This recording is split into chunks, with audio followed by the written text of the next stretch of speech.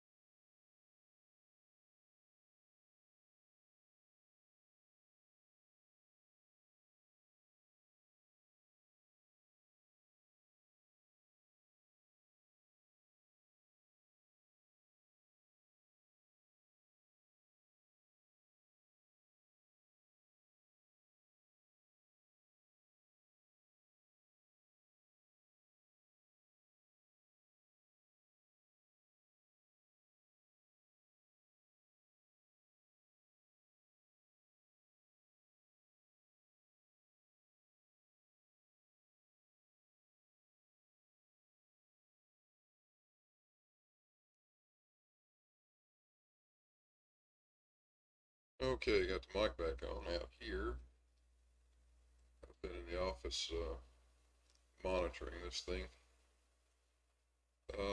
So what we're going to do, what I've done, uh, we keep trying different wires to see which one is going to work out best for a torsion wire. And the steel wires haven't worked as well as I wanted them to. And the ones that we tried to heat treat really caused more problems than anything. So I wanted to try a stainless steel wire. And I put a torsion wire in there now, which is about 8/1000ths of an inch diameter, 316 stainless. And it's been in there for a total of a couple of days now. It's still settling down. It's still moving upscale slightly, but that's okay. We can live with that. So, as you can see, it's pretty stable at the moment. Oscillations are all but completely subsided. So I want to see what happens now when we move the large masses into position. And that's what I'm about to do. So let's see if we can get it to do a downscale deflection. So I'll go move these things. Hang on.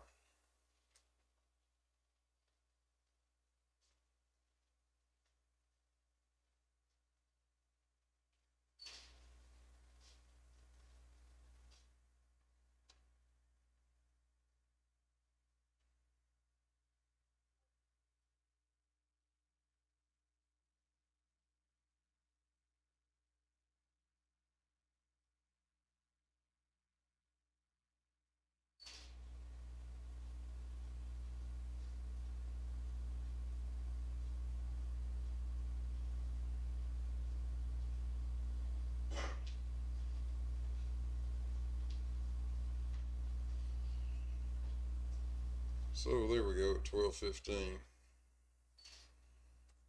Make a note of that. At 12:15, move the weights into what I call the west position.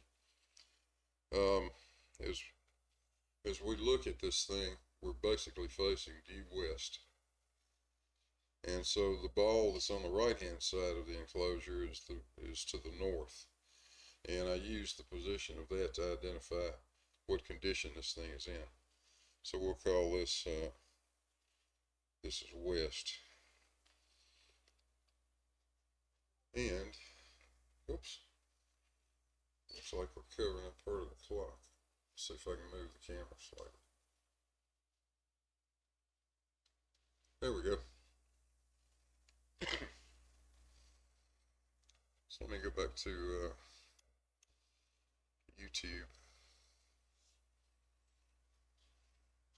so I can see what's going on.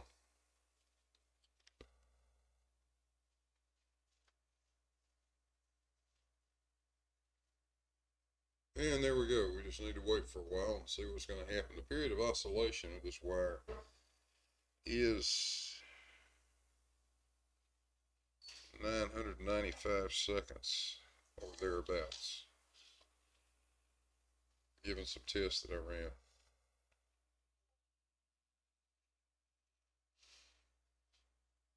So we would get a downscale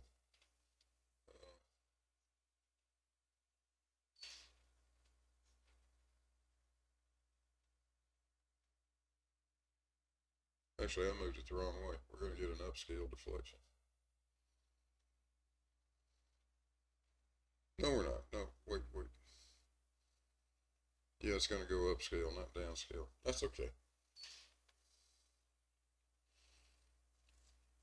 I get my head turned around every time I do this.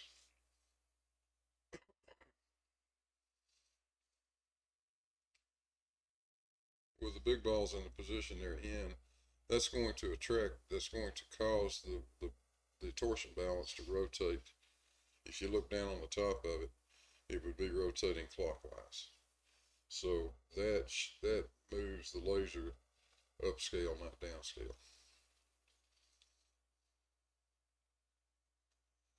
And it appears to be doing exactly that. What do you know?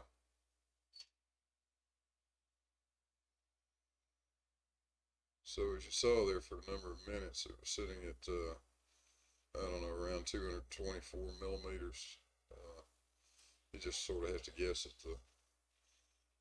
the exact position of it. But after, what, 3 minutes now, 4 minutes, it's moved up scale 5 millimeters. And it will continue for a total of about 8 minutes. So at about 12:23, 12:23, or 12:24, somewhere in that range, that'll be the maximum deflection we see.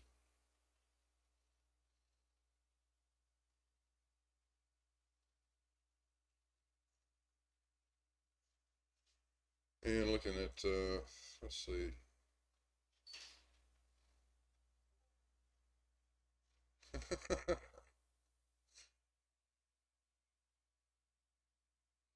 Robert Caslow seems to think I need a horse's ass as uniform to be performing this experiment. You might be right. You may be right.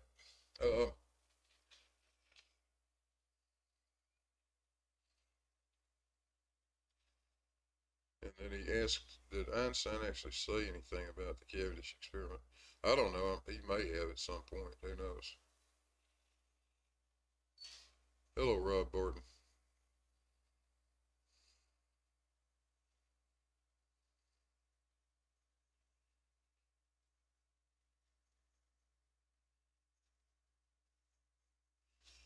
And Merry Christmas to everybody, or Happy Holidays, or however you want to go about expressing that feeling. Thought it'd be fun to do something here on Christmas Eve. We've gone from 220, 224 up to 235 in 5 minutes.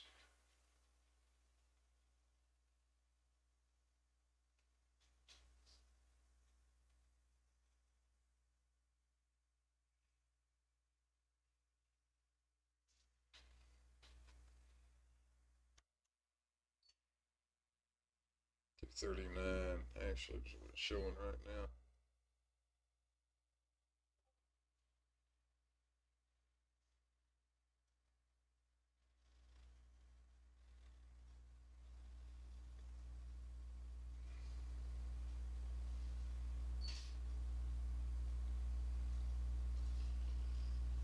So we'll see where we get to.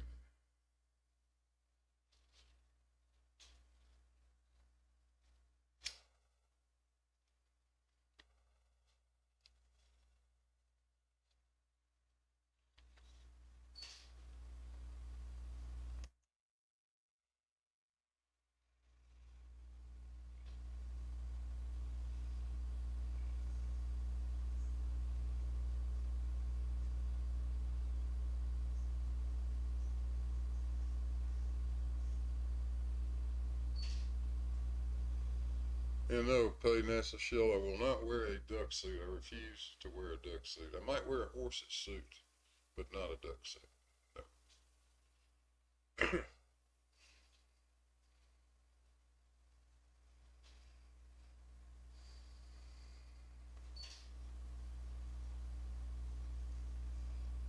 Shout out to GPS.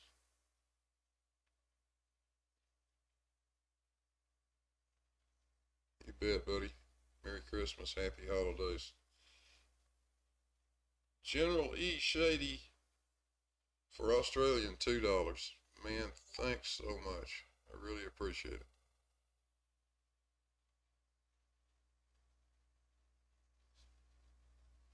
And to the other super chats. Let's see if we can find them here. Feral Cat for $4.99. Thank you. Really appreciate it. C4, a big 10 US dollars. Thank you, sir. And Chris Bowling, $4.99. Thank you. Very nice of you guys. I really appreciate it.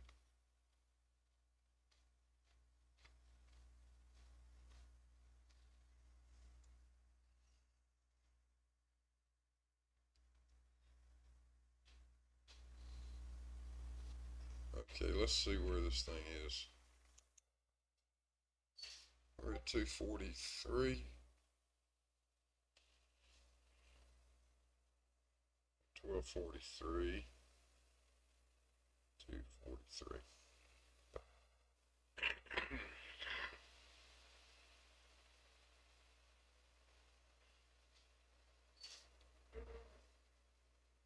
And that should be about the extent of the vibration this direction.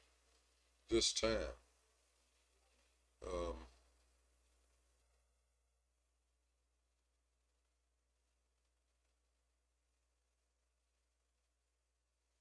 We should be able to watch it go back downscale here very shortly. But we have to wait for a few oscillations before we make even a rough guess at what the resting point would be in this position.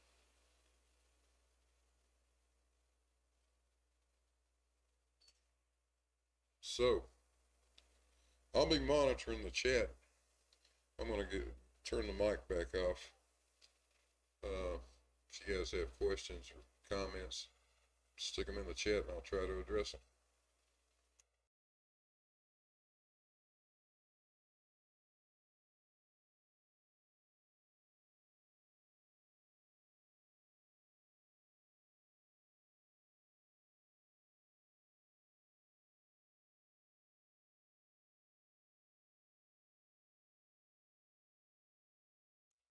Turn the mic back on for just 1 second. Judy Bassett for €5. Thank you so much.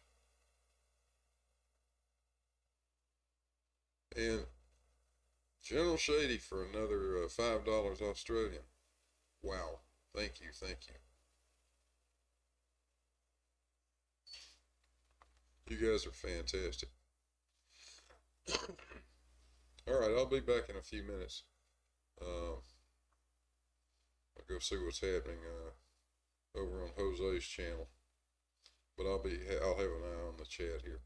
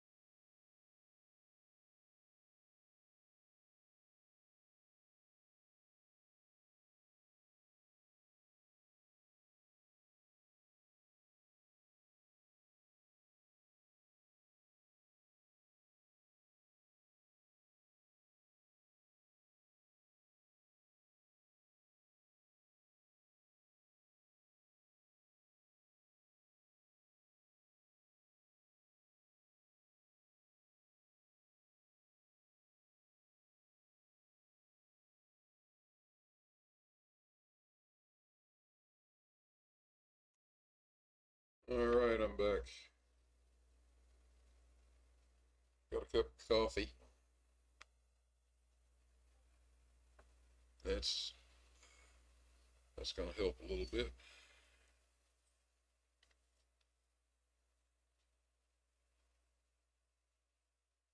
So let's see where these oscillations are taking us now.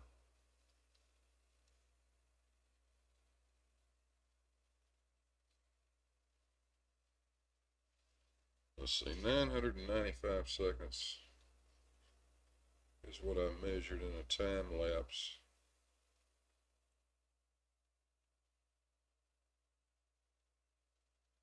Which is 16.58 minutes.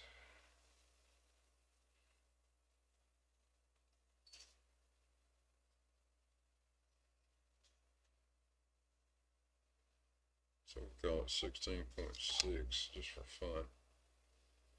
We started at 12:15.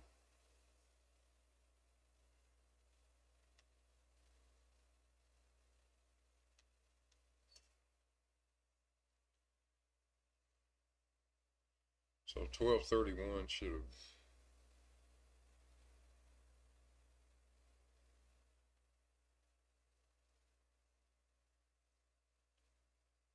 have been one complete period.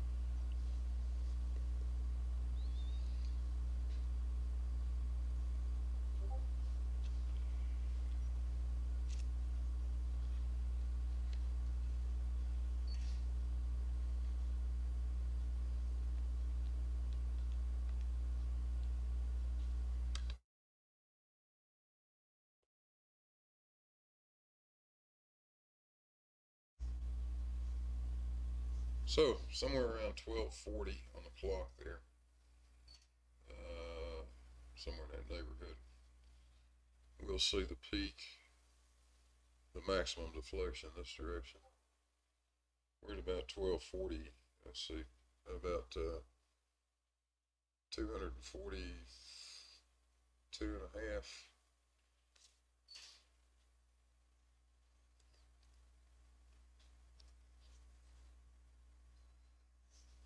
The last peak I wrote down at 12:23 was 243. This one will usually tend to go a little bit higher the second time, so you can't really pay that much attention to the first couple of oscillations. You gotta let things get stable again.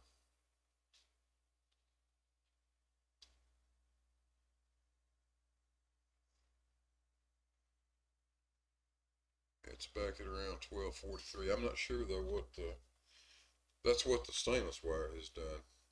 I'm not sure what this, I mean, that's what the carbon steel wire has done. I'm not sure what this stainless is going to do. Be interesting to see here. So 243, again, looks to be about the peak. And sometimes, what it has done in the past is overshoot even a little further on the second peak, but the bottom, the minimum point will start creeping up on us. I didn't get a recording of what the minimum was, but here's what it is. And I've got a time lapse going over here with the DSLR, shooting a frame every 20 seconds, I think.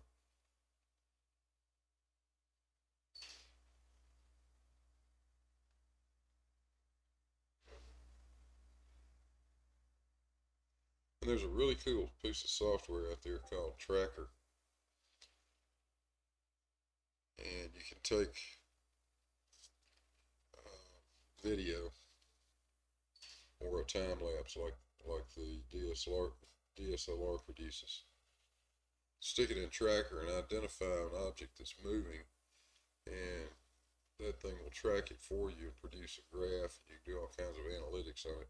It's really neat. So when that time lapse is over, I'm going to do that. We'll run it through tracker and see what it looks like. I don't think I can do that live, but who knows?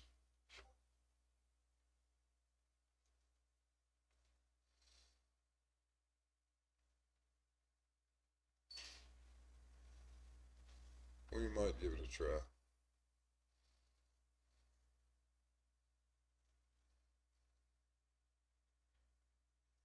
Actually, I know we're not going to give it a try because I don't have tracker on this computer out here. I'll have to do it on the other one. That's all right. I'll put it in the, maybe put it in a comment tonight or something.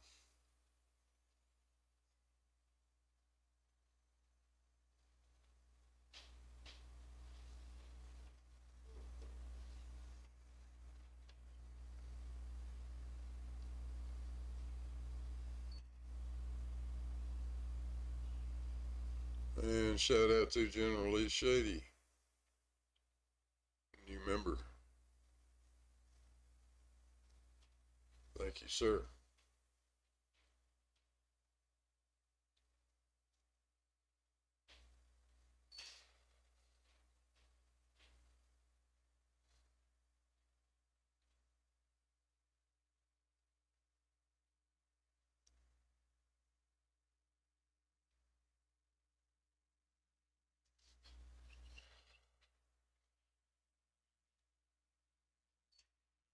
I'm not doing Discord today because Jose's show is live right now.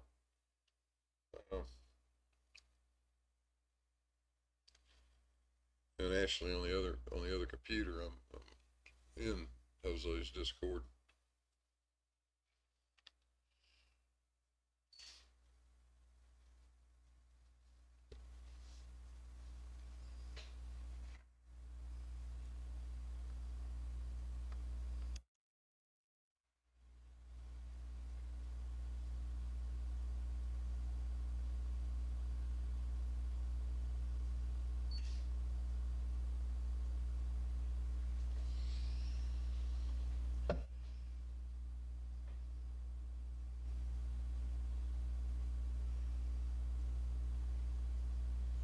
Well, this has been at least a good qualitative demonstration of what Cavendish observed and measured. As you recall, it was sitting here very stable at about 224 millimeters on that top scale up there. And all it takes is moving the lead weights around in close proximity to the small weights on the balance beam, and you get an upscale deflection, a fairly considerable one. This has gone from 224 to a maximum of 244.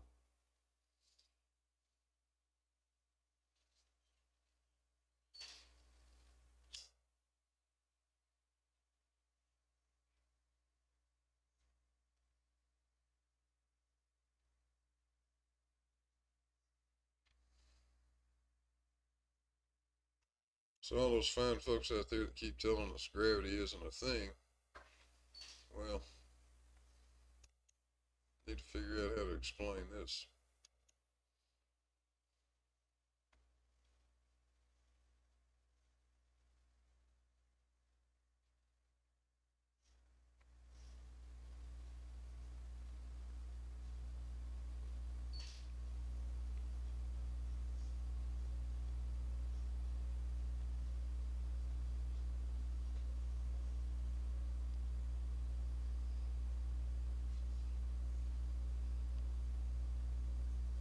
Yes, Clive Wells, you are absolutely correct, sir.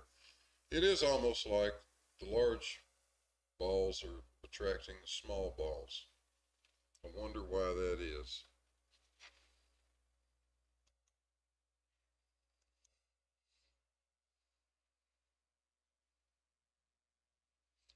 You know, it's hard for me to believe after all the stuff that we show people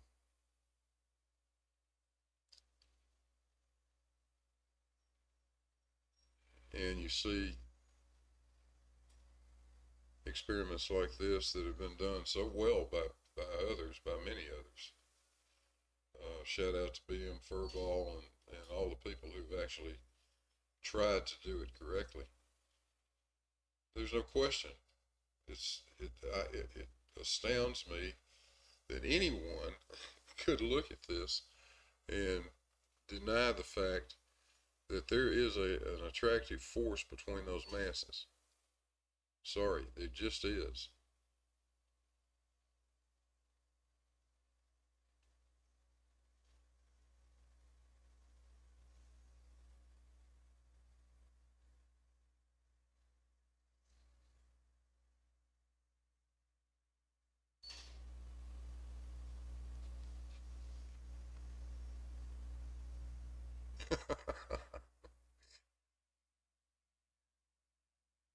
Colin Elcott, yeah, due to the fraction limit.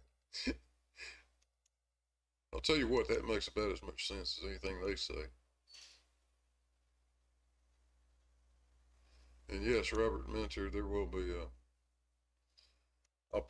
I'll stick a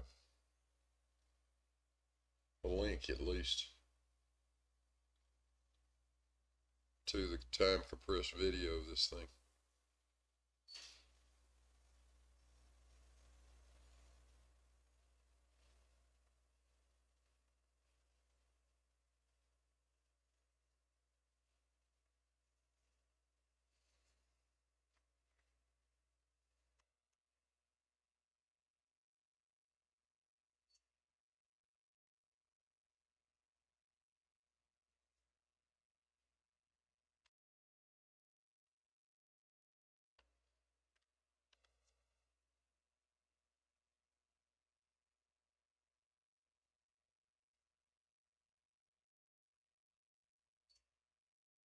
So we're at 2:48 on the clock. The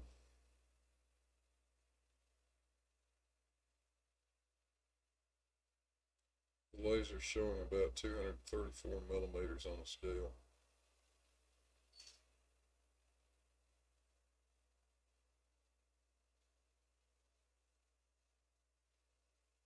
And I'm not sure if it's moving back upscale yet or not. It may be.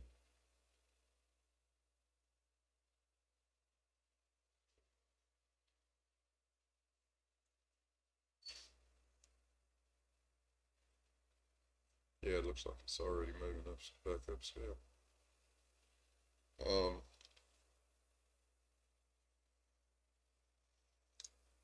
So in round figures,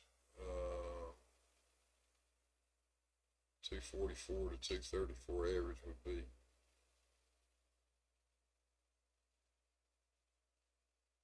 about 239. I have to wait and do some analysis on it, but it looks like the upscale deflection was on the order of 15 millimeters or maybe a little more than that. And that will definitely get you in the right range, I think. Haven't plugged the numbers in yet to see how that works out with this oscillation period. But I think we're looking for a total deflection. This is half the deflection, right? We started with the weights in the neutral position. So the total deflection ought to be, I think, around 33 or 34 millimeters.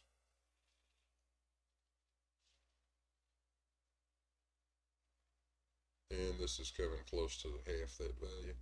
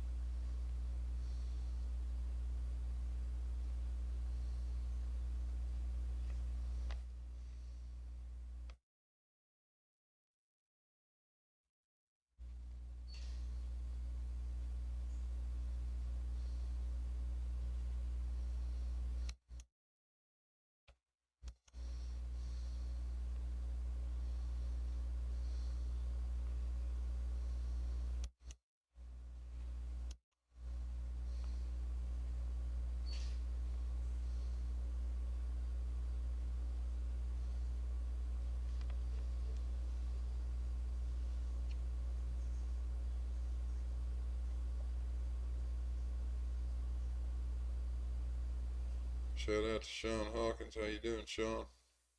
Good to see you.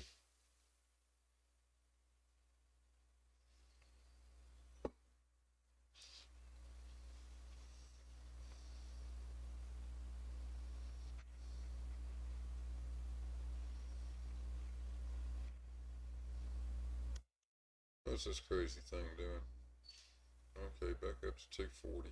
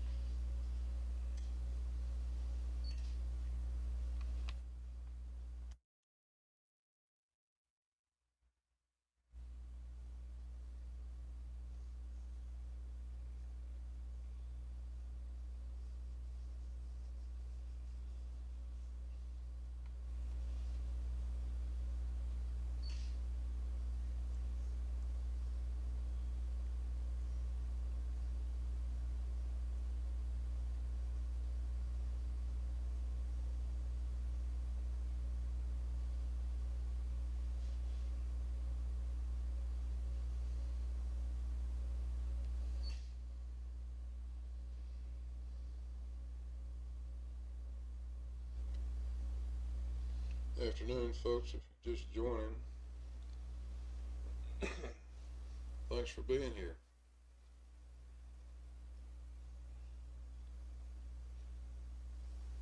What's going on over the past couple of weeks, I guess? Um, the original test wire that I put in Cavendish for a torsion wire was simply a very light gauge guitar E string. It was a .008 inch, 8 thousandths of an inch diameter steel wire, and it had some characteristics I wasn't all that wild about it. It had a bias to it, and what would happen is you'd get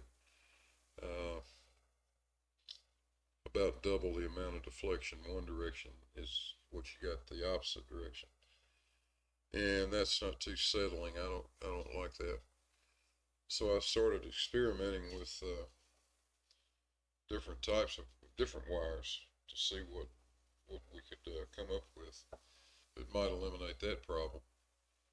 And the first thing I did was to take a guitar string, same material, and just heat treat it a little bit in my oven. Took it in the oven, took it up to 550 degrees, kept it there for 3 or 4 hours, and then slowly cooled it off. And when I installed that and watched it over a period of a week, it just progressively continued to move. In other words, I could never get a stable point that I could say was zero, that I could count on. And it would move enough that over the course of time that you need to allow this thing to settle down between moving the large balls from one position to another, over that period of time, the zero would shift enough that it was going to make it extremely hard to try to analyze it. So then I decided, I contacted Lefty, two left thumbs, who the guy that made the adjuster for this thing, And Lefty knows a lot more about how to heat treat wire and stuff like that. So he sent me a couple of pieces, 5 pieces actually, of nichrome wire that he heat treated. And those were 0.007 inch diameter wires, even smaller. And I put those in last Thursday. I put one of those in last Thursday. And its behavior was totally erratic. I could make no sense out of what was going on. It would sit stable apparently for a few minutes, and then for no reason it would move 10 millimeters, and then sit, and then move 10 millimeters the opposite direction. So that was clearly not going to work. And I had ordered some stainless steel wire, 3/16 stainless. So I put a piece of 32 gauge 3/16 stainless in a couple of days ago. And it's stainless steel, and what I'm using to attach it actually is electronic solder, low temperature solder. So it's tin with some silver in it, and a pretty low melting point. And that all worked pretty well except for the bottom solder connection, which I didn't do properly. It's a little bit of a trick to solder to stainless, even though I have the right flux and all that stuff for it. So I didn't make a very good solder connection apparently, and after sitting here overnight, it decided to fail on that at the bottom connection. Didn't break the wire or anything, it just pulled loose. So I took it back apart yesterday and redid that solder connection. Hopefully I've got it right this time. And put it back in, and then let it spend the night getting happy. It takes a long time to get somewhere close to zero with this thing. It's quite the experience, I find. But thank goodness Lefty's adjuster device up there works as well as it does, because I probably had to turn that adjuster knob on that thing 30 times at least to find out where the center of the thing was.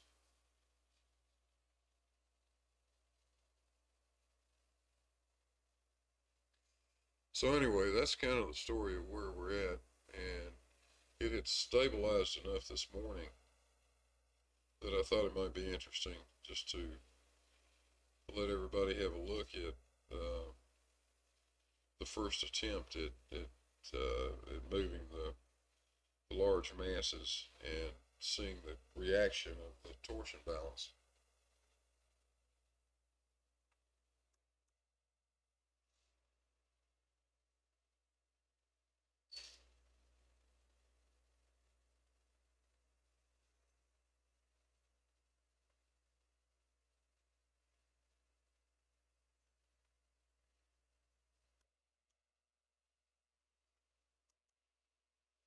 And that's what we've seen.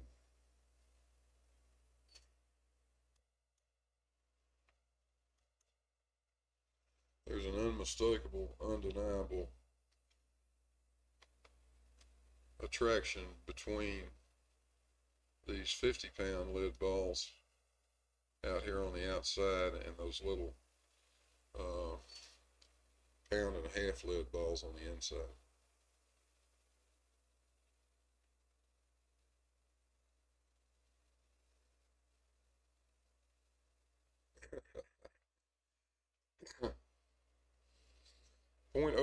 .05 inches. There's a question in the chat. What is 0.05 inches?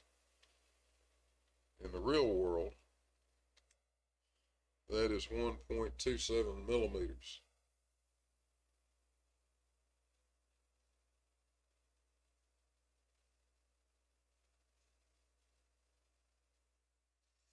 I think.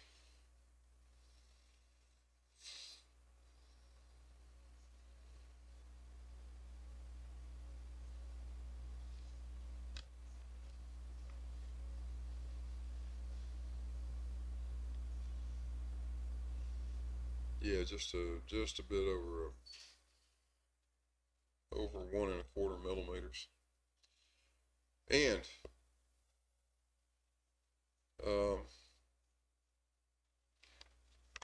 the only reason I'm using that obnoxious uh, unit is because that's what Cavendish used.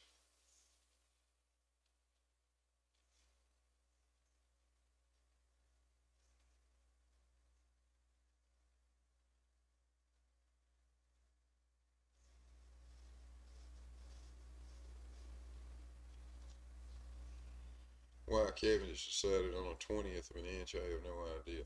But that's what he picked for the divisions on his scales on his vernier.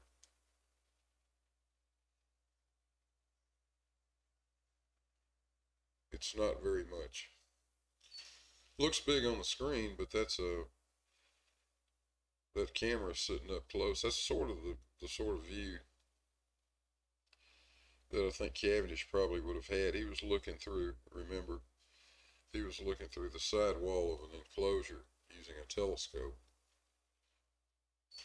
So he would have been seeing something not too different from what you see there. And it just really demonstrates that it was totally possible for Cavendish to make these measurements.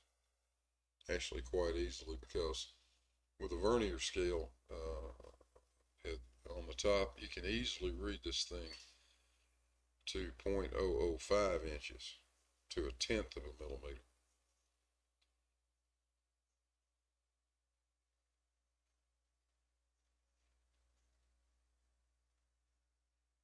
Now, I'm betting that Cavendish would have killed for a laser like this, because the laser is just going to be inherently more accurate because you can read it better. Uh,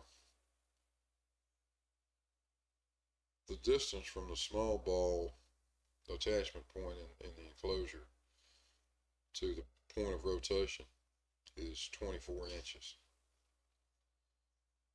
The distance from that beam where the mirror that the laser is reflecting off of is mounted over to that screen is 120 inches. Actually 123. So 123 divided by 24 is 5.125. So we've multiplied the amount of rotation by a factor of 5.125. But we've also doubled it on top of that because it's the reflection out of a mirror.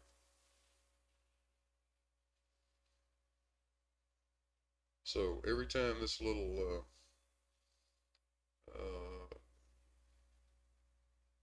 torsion balance moves 1 millimeter, in reality, on the screen over there, it moves 10.25 millimeters. Pretty cool, huh?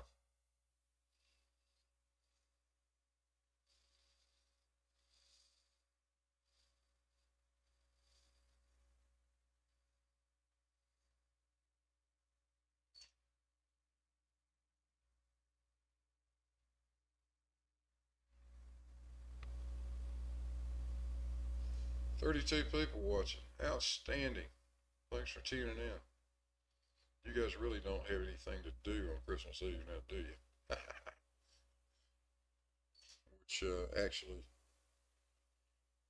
says a lot about what I have to do on Christmas Eve, too.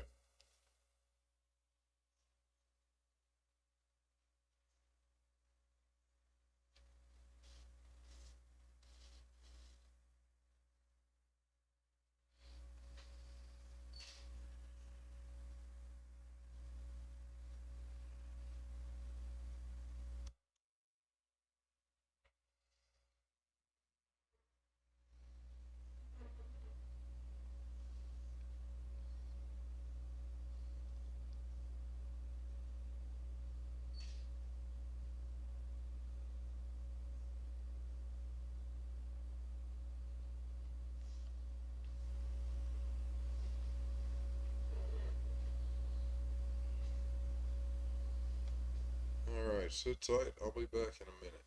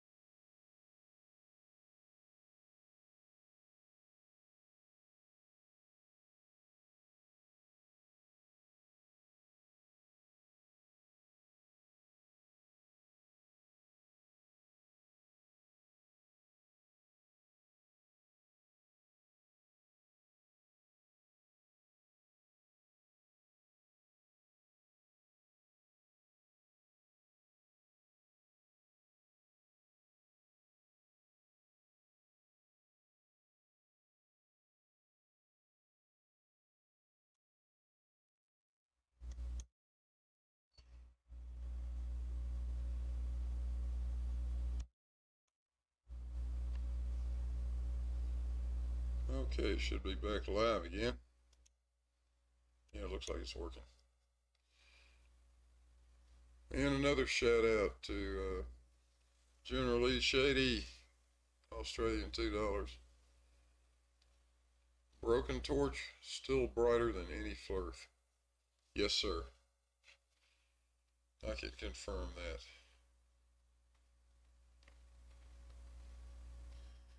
Alright, let's see here. We started at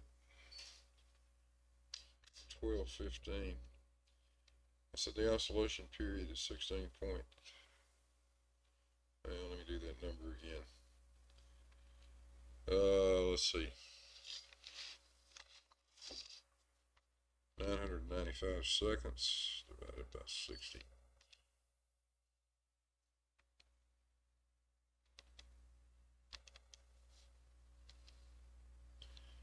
16.6 minutes.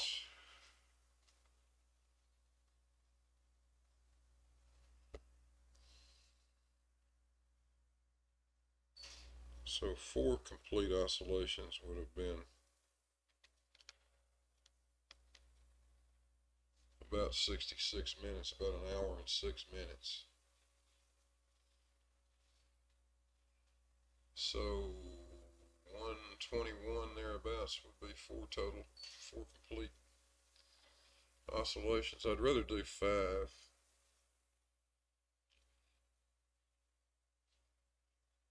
But we might decide just to let it go at 4.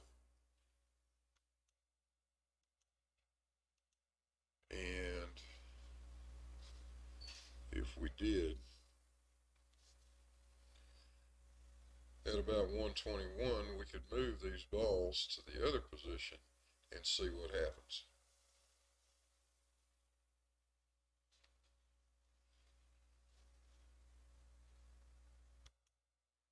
What do you think? Anybody game for that?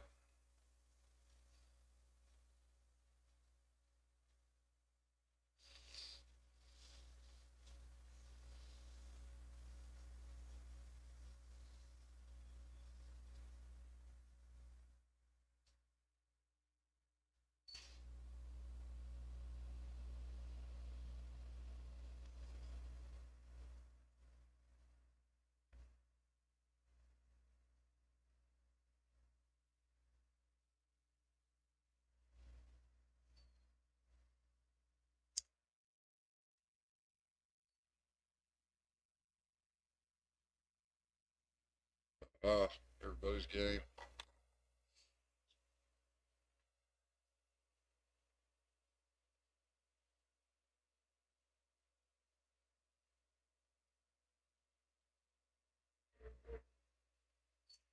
Okay, so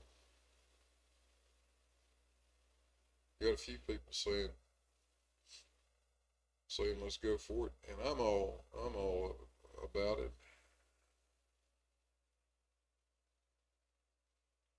What I want to be sure I do is capture it on the time lapse too, just in case any of this data is actually usable.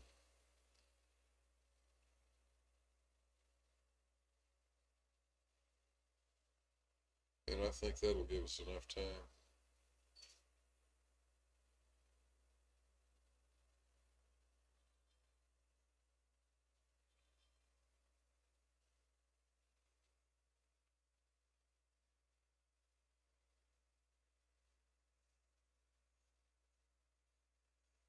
Mean reading, I don't know, Dave. Haven't really been paying any attention to it. I depend a lot on the video replay. Sometimes I sit here and make notes and make measurements every minute, but I can't do that and pay attention to the computer and do all this other stuff too.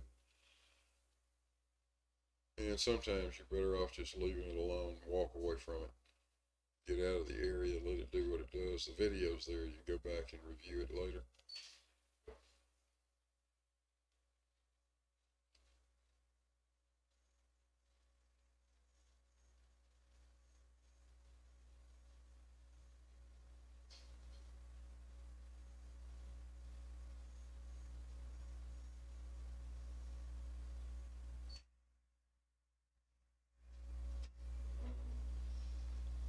Going to bed, Shady? 4:15 a.m. Yeah. Merry Christmas, my friend.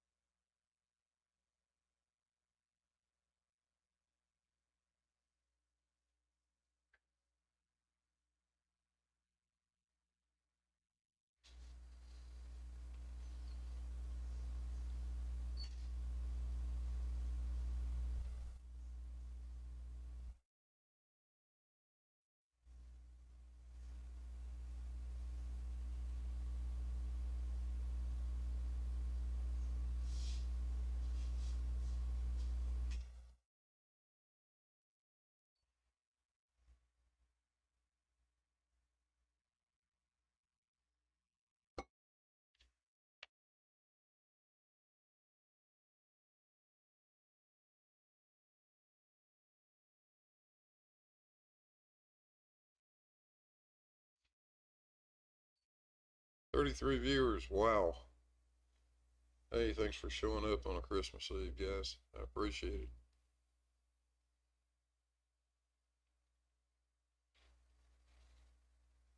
And Rob, that's the truth. I mean, we have a very easy time of it these days.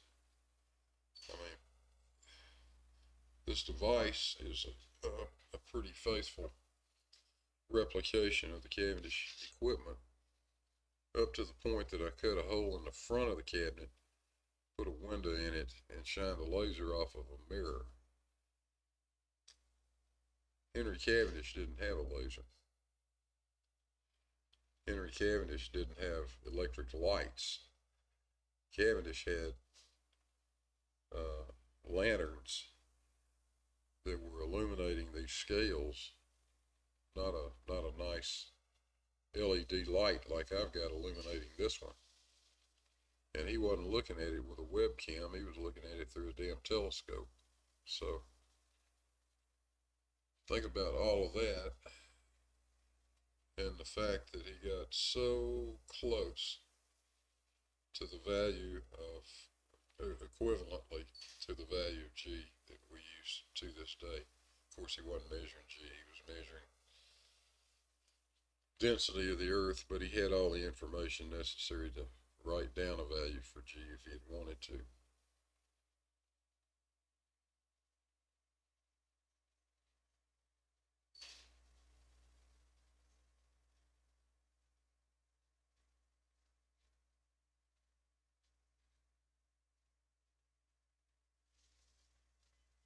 I think what Cavendish did was one of the more remarkable uh, experiments that anyone has ever conducted, given the time frame that it was done in 222 years ago. To pull this off in 1798 to the level of accuracy that he got is just astounding. And I'll tell you something else. I bet not one person asked him what his independent variable was. Not a one. I'm betting on that.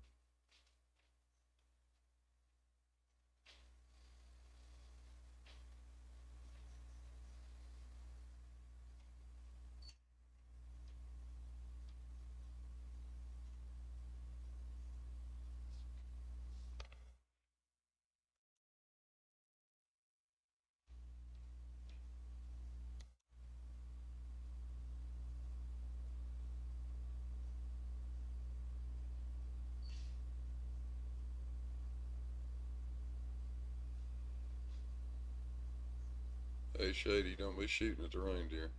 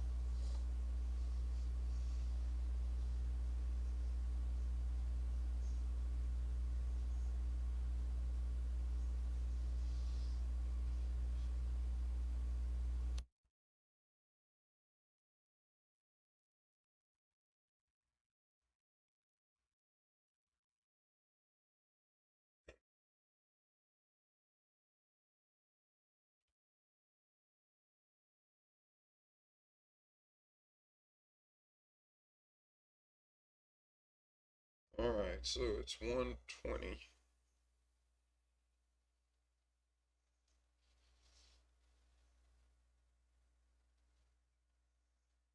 That's around 235.5 millimeters on the scale.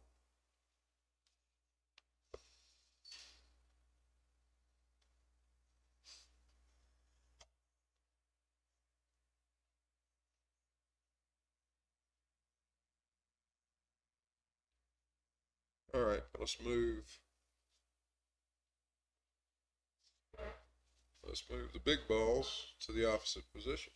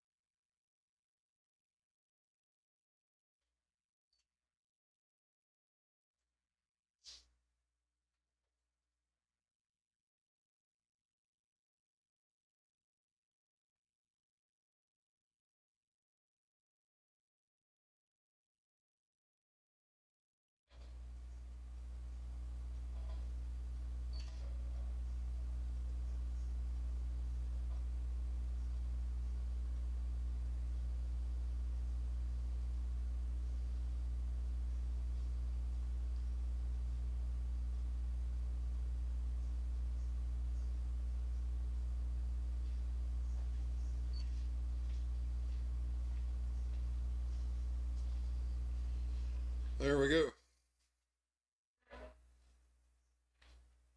I'm betting this thing's going to move to the left, the laser dot.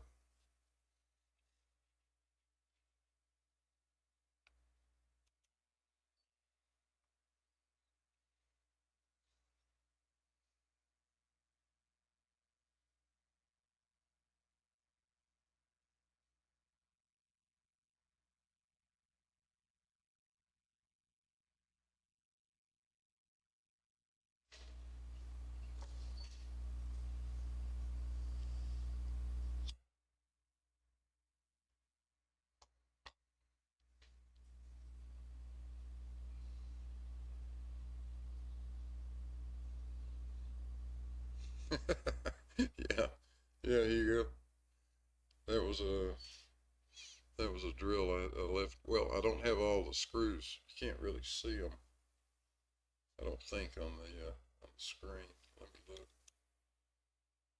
Well, yeah, you can. You can see the brass screws laying there. I put just enough back in the enclosure to hold the panels on. So the drill was laying there to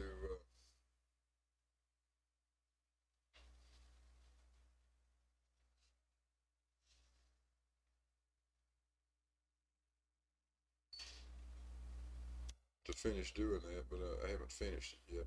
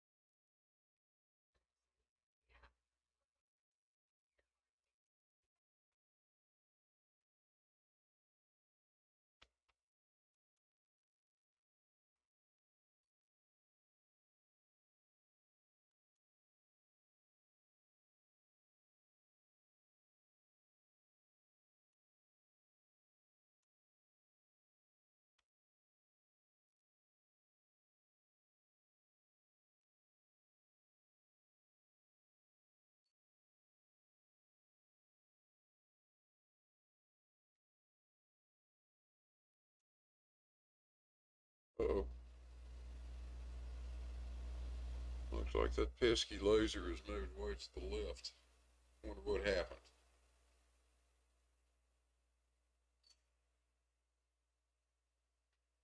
Mass attracting mass? Oh, surely not.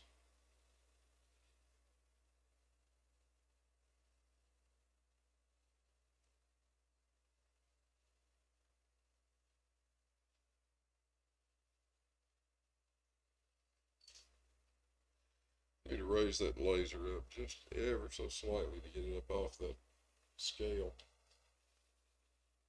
This is a highly technical process, guys, which involves smacking the thing with a stick.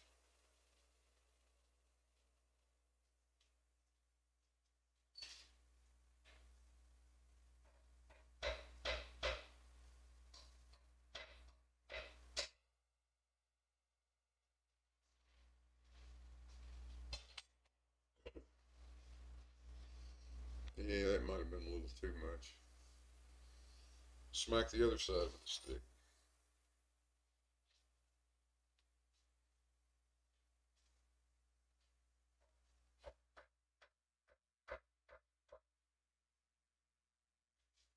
Okay, I can live with that. Wow.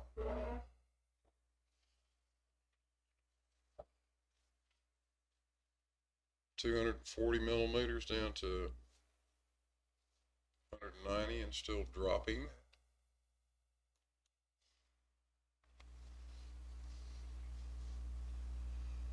What do you think? I think gravity's working. My Discord shady. Um, got so much stuff open right now.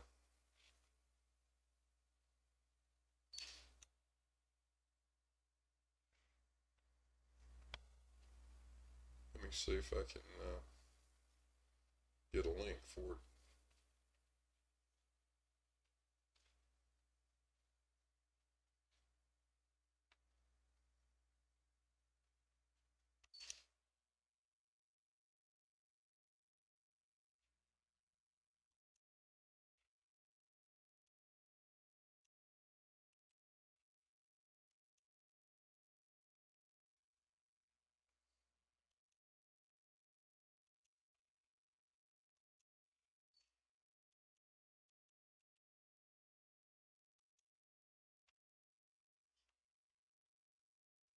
There's a link to it. Um, I'm not on Discord at the moment. Well, actually, I am, but I'm on voiceover on uh, Jose JG's channel on the other computer inside. And he was simultaneously broadcasting a little bit of this. I don't know if he still got it going or not.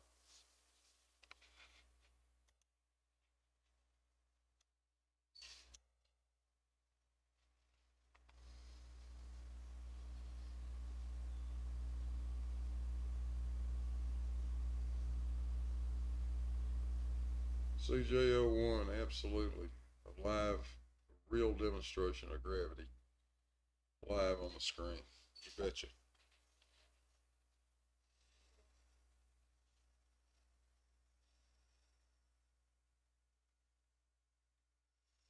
Now, the flat earth community, of course, raises all sorts of objections to this. It's not being done in a vacuum. Well, it doesn't have to be done in a vacuum. What it has to be done in is a sealed enclosure so that air currents don't affect it.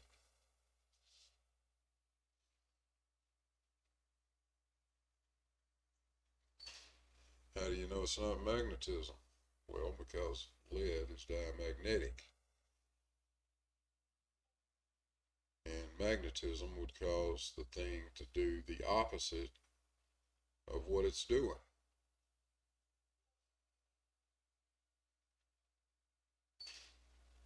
Hmm.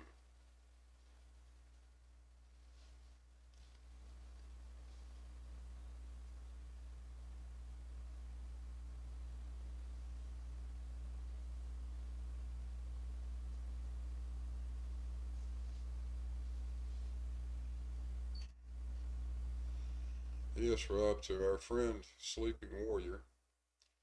Sorry about your bad luck, buddy.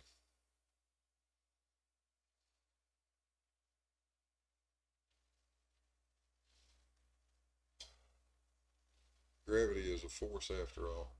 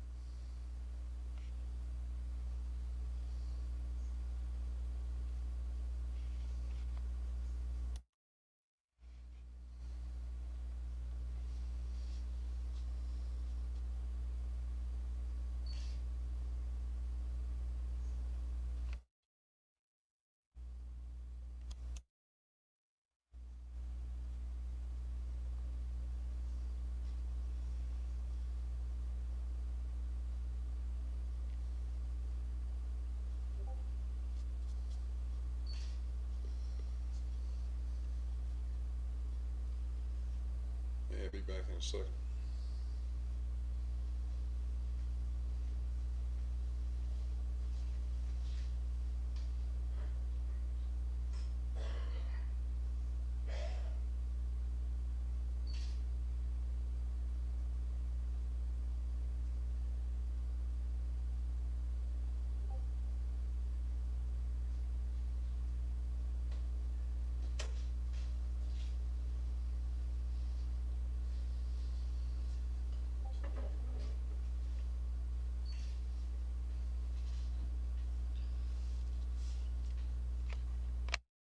I think I'll take down a few numbers here.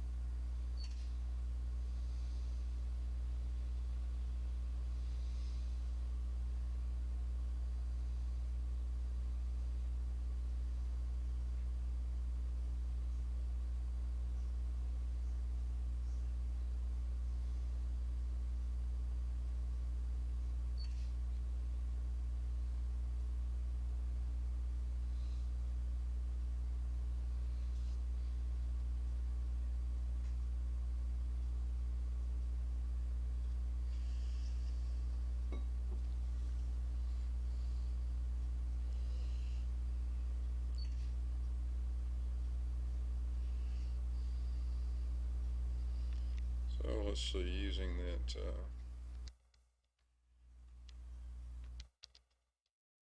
number of 16 and a half minutes.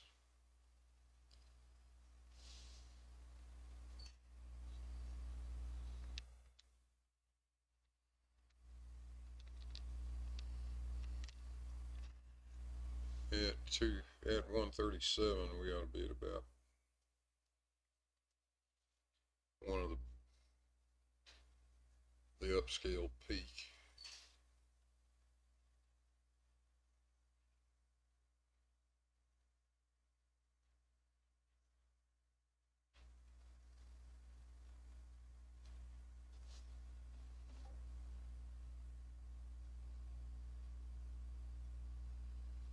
And let's see where we're gonna go with this thing.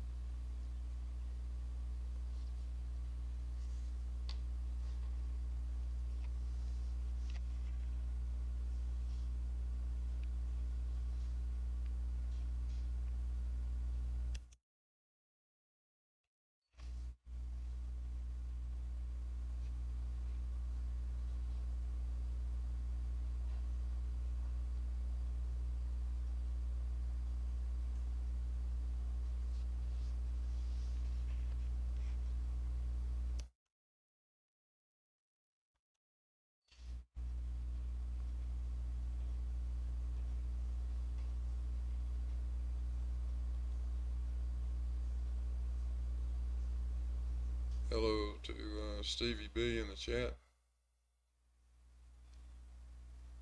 Thanks for dropping by.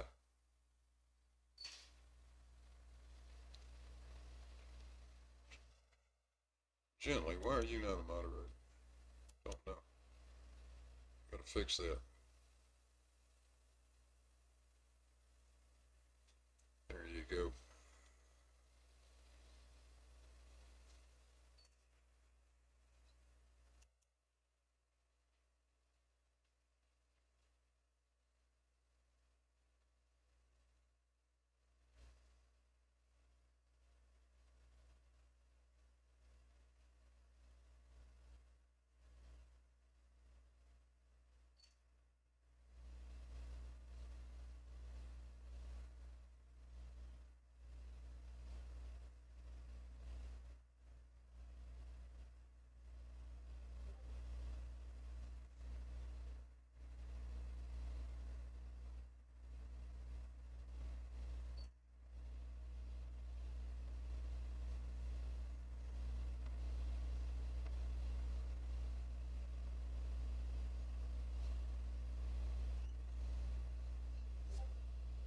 So at 137, we're showing about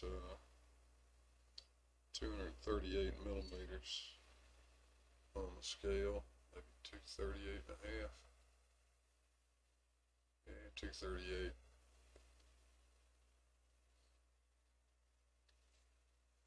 That's not unusual. You get these very large swings when you go in deflection, when you go from one extreme to the other. Cavendish did it both ways. He would go from one extreme to the other extreme, and then he would say a times measure from the neutral position to one of the extremes.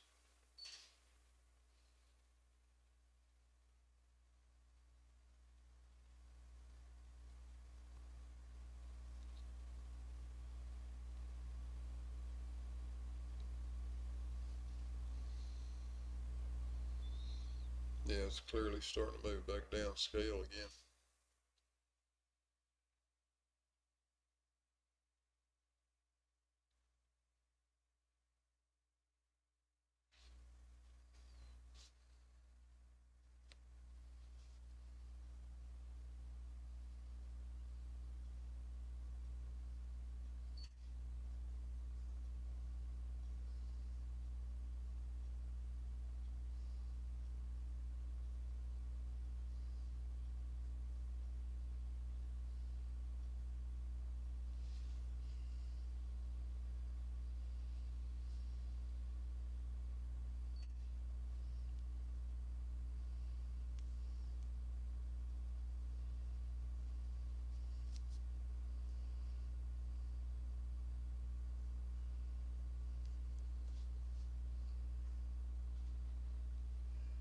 So we'll probably come to a minimum point at around 145 or so.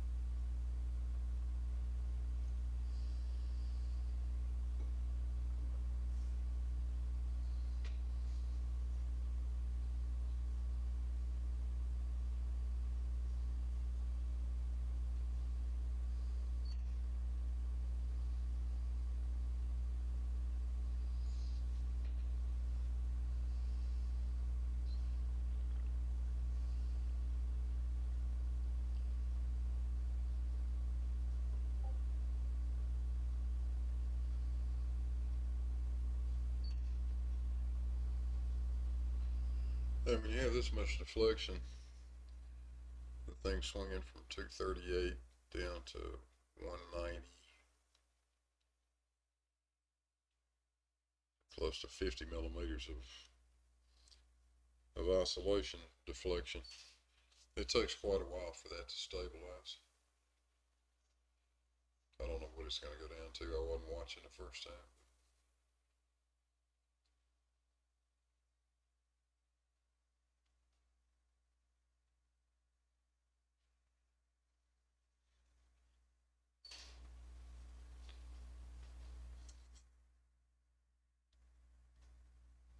I may run out of time lapse before we ever get it into stable condition, but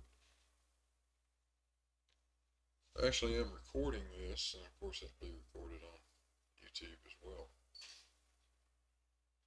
So we can let it sit as long as we want.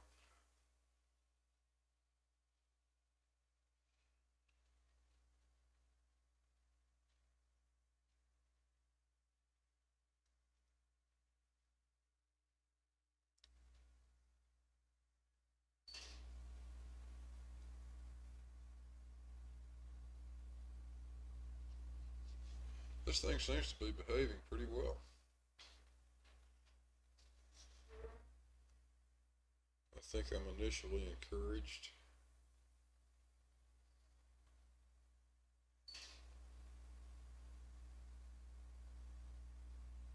I can just tell by the way it's behaving that this is much, much better than any of those heat-treated wires we've tried so far.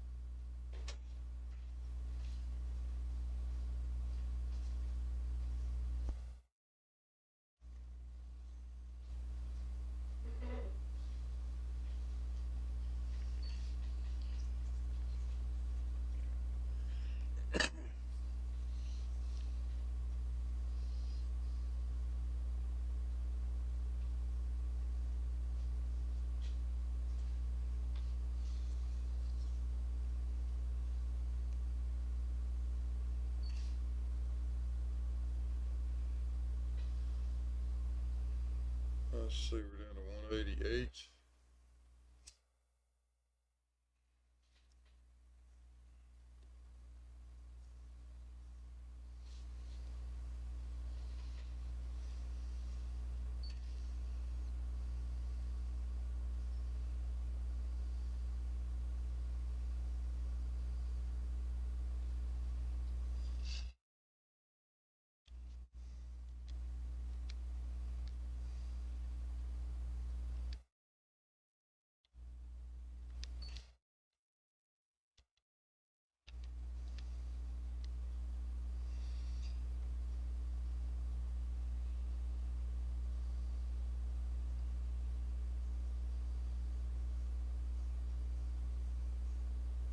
Six and a half.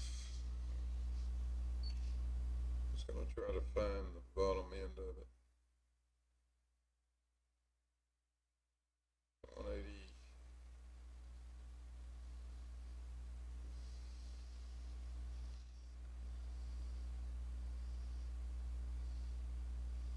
186.5 thereabouts.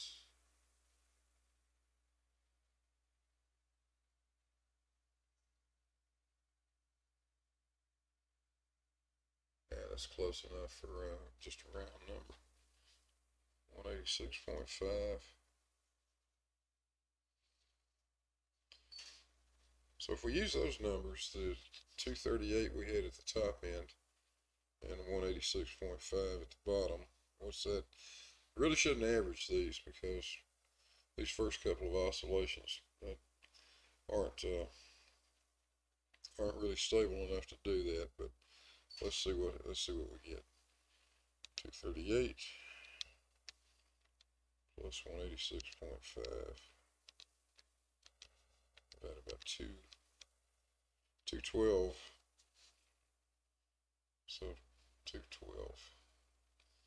That says the average would be about 212. And I think what we'll see is what we usually see is that number will actually just go further down. We'll end up at 208 or 205 or something like that after you go through a couple of periods, a couple of oscillation periods. But with the weights in the other position, the average was up around 240, I think. So, yeah, we're getting in the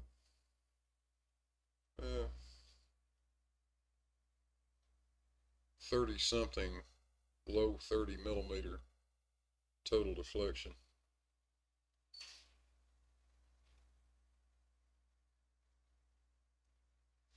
From one extreme to another.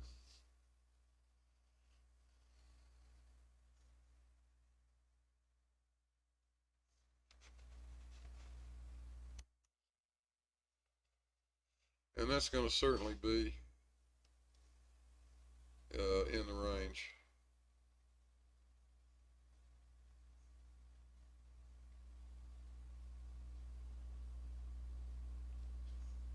Rob in the chat says, I wasn't watching the chat, sorry about that.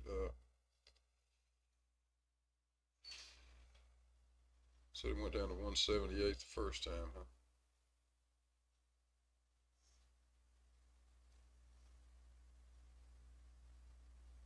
Yeah, we'll let it become a little more stable, Rob, before we try to pin any numbers on it. Hey, shout out to Stevie B.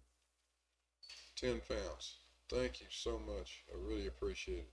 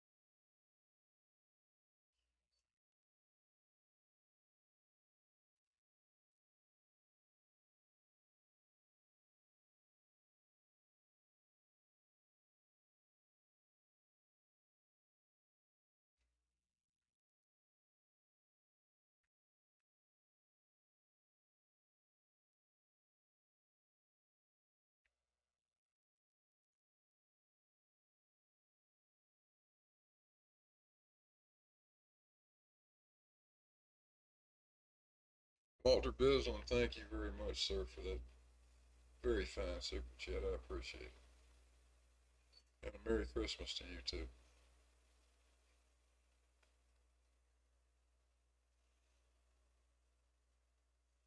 So if you're just joining us, Walter, this is a piece of 316 stainless steel wire that I installed for the torsion element.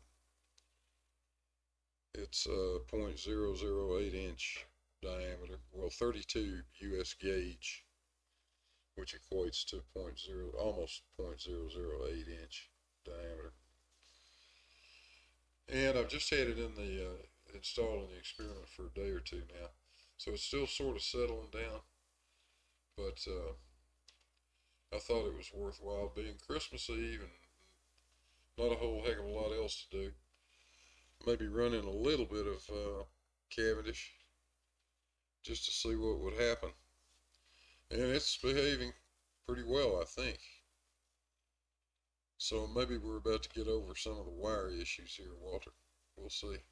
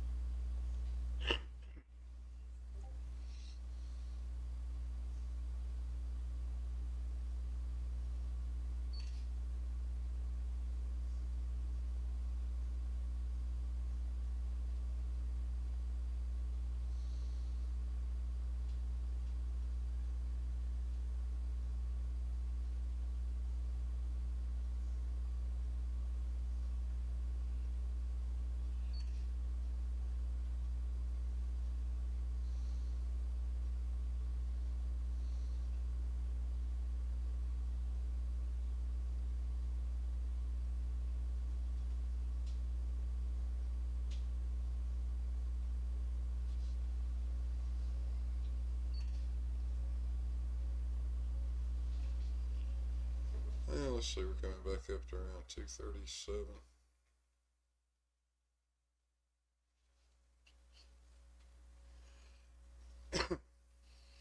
I'll tell you that watching this thing through the night,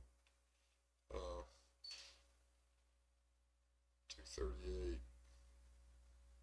watching this thing through the night, the wire is still relaxing and untwisting itself. And so there's a steady, fairly steady upscale movement. The torsion balance looked pretty stable when we first started the string, but it's actually shifting. Everything is shifting to the right. So this bottom number average will have shifted upscale slightly. See, it comes up to 240 now, 239, 240. If I reverse the position of the weights, they'll go further upscale. I would imagine they're going to go further upscale in the deflection than what we had the first time around. So that's something that's just going to take a few days for this thing to settle out.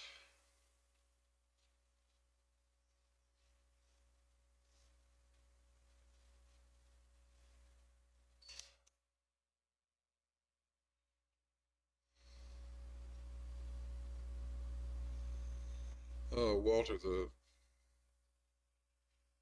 oscillation period is 995 seconds on this wire. So it's less than, it's shorter, it's a shorter period by a couple of minutes than the previous point at 008 wire was. Does the wire stretch at all over time? It will a little bit from its initial state, and it's also undoubtedly got some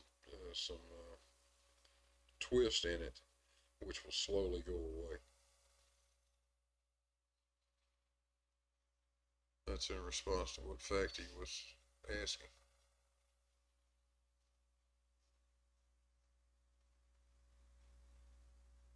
But gently, no, I did not anneal this wire. I didn't do anything to it.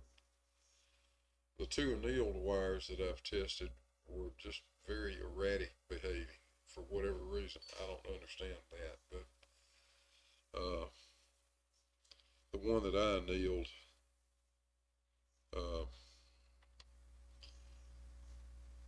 was erratic, and one that the ones that Lefty sent me that he had done were even worse.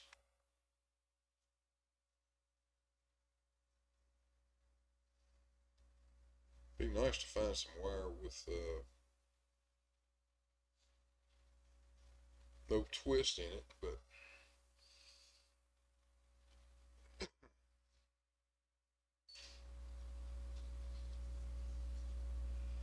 I think this is going to be fine over time.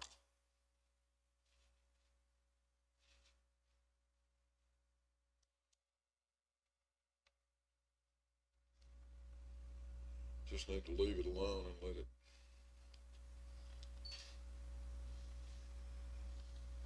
let it hang here and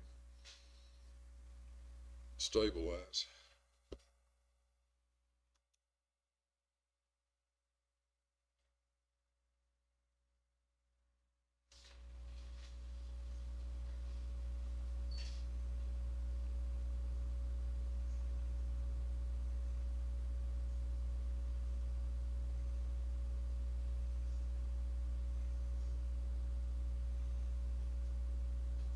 No, Dave, there's no vibration transmitted to this thing by moving the big balls.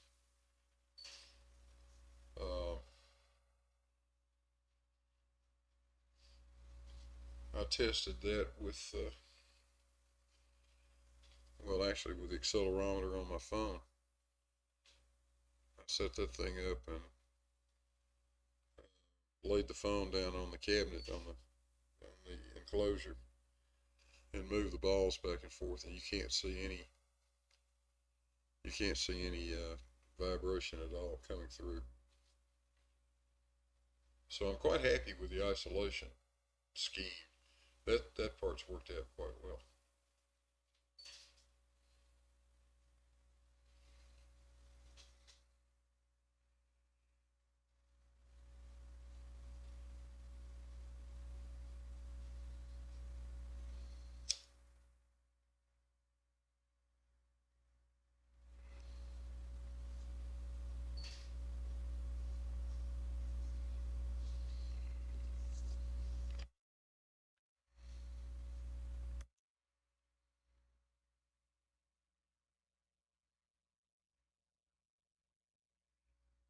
Yeah, I lost track of where we are in the period.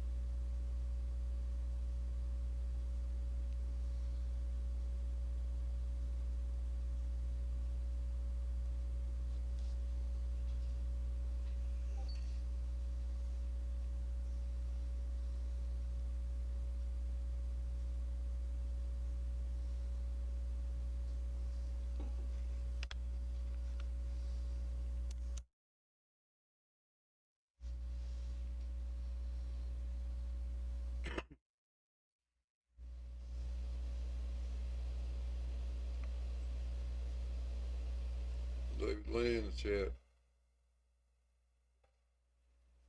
Yeah, Merry Christmas, my friend. Let's see if we can make you a moderator. Moderator.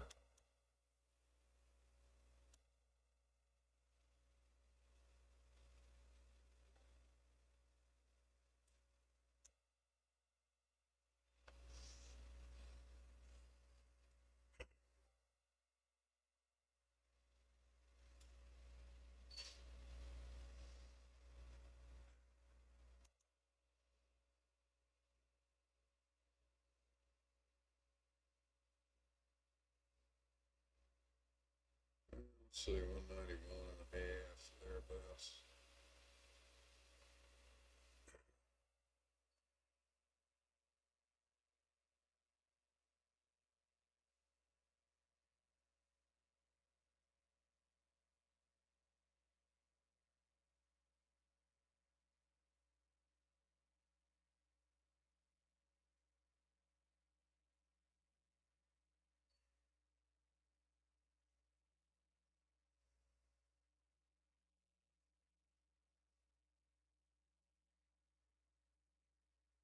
I'll say about 191 was the bottom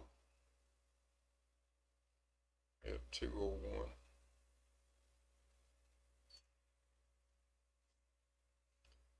My note taking hasn't been so good today.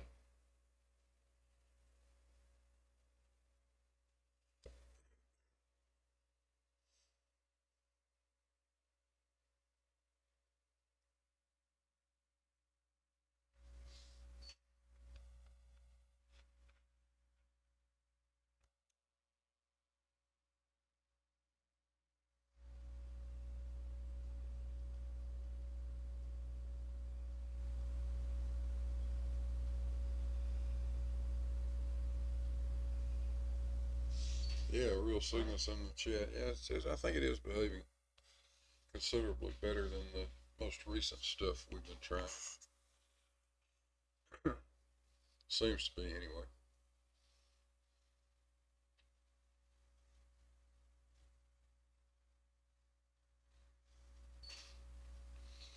This is really just a very off the cuff,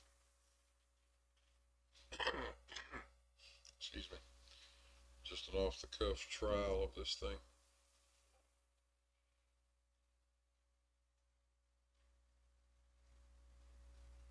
I really need to get the all the rest of the screws back in the enclosure and all that kind of stuff.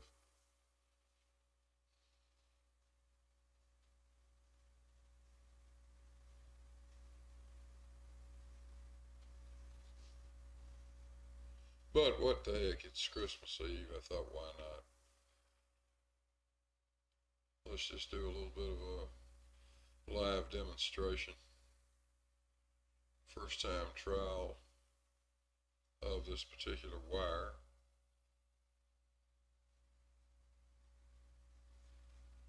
And just to see what it does.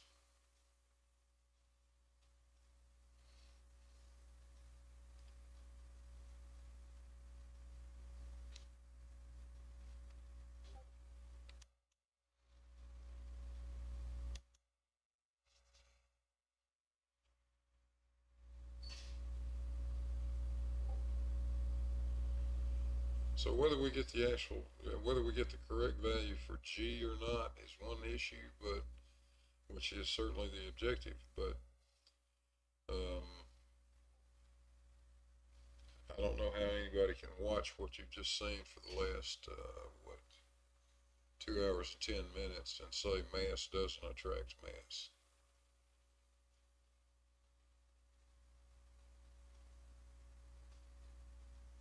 Clearly, it does.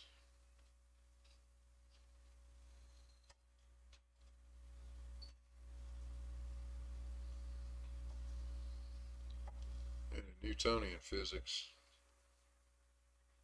regardless of what Anthony Riley wants to say, that requires a force.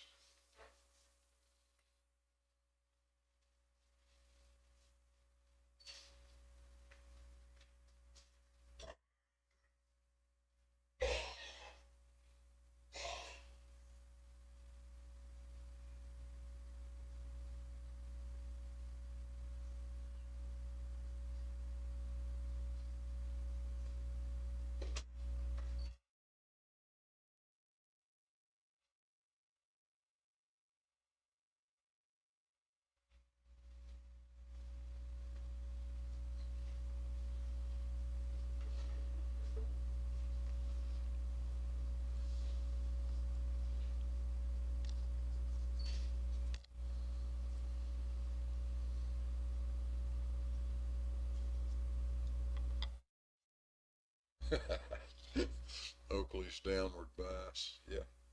Except this is sideways. I wonder how he explains that.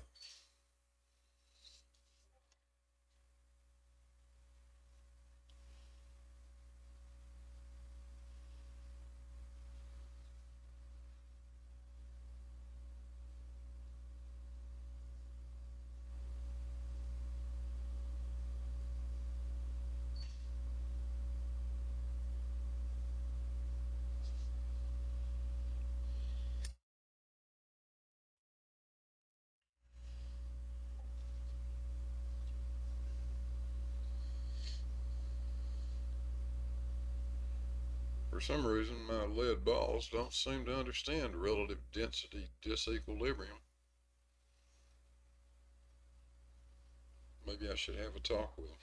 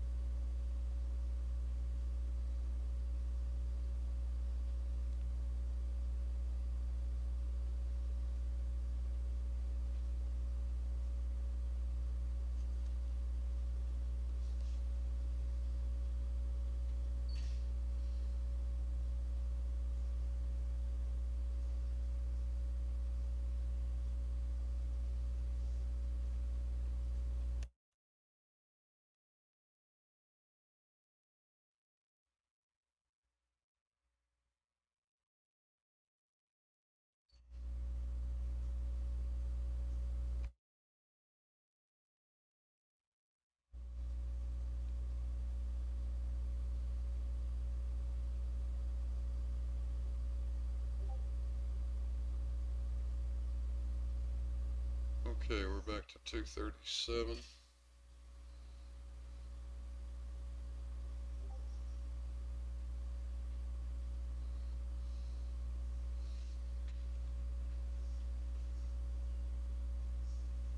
I think that's about it.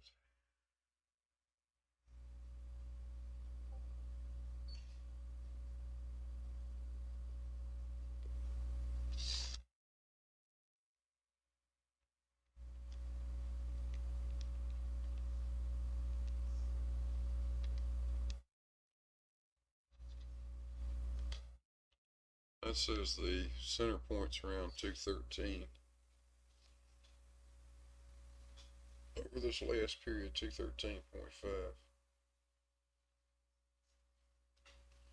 Could be. Could be.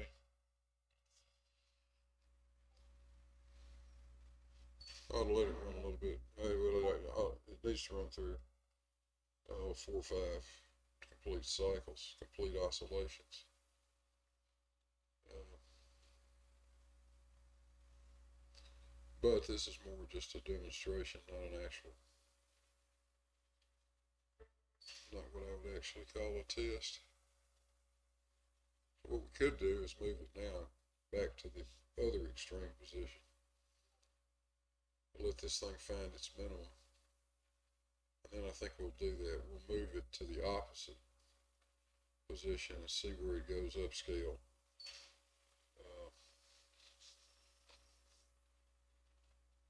That way.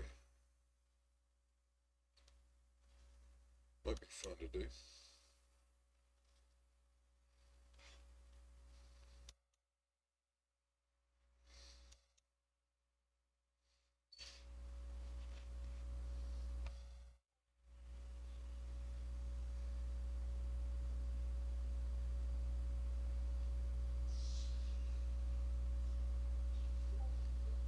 Yes, David, absolutely.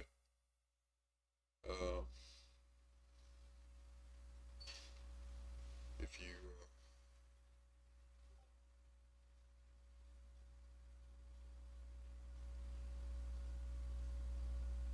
want to soften some steel up, just get it nice and cherry red and let it cool, air cool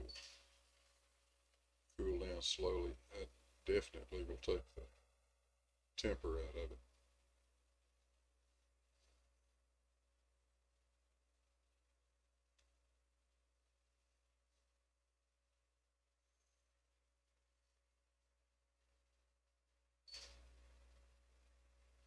Real Cygnus, see you later, buddy. Merry Christmas.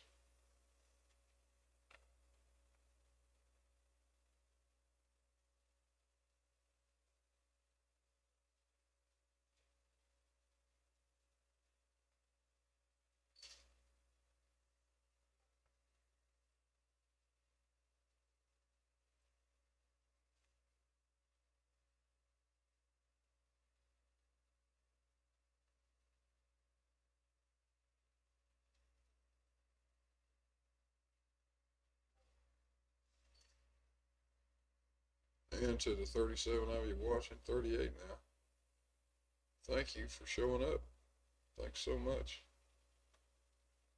It's kind of a lazy Christmas Eve afternoon. Not a lot going on.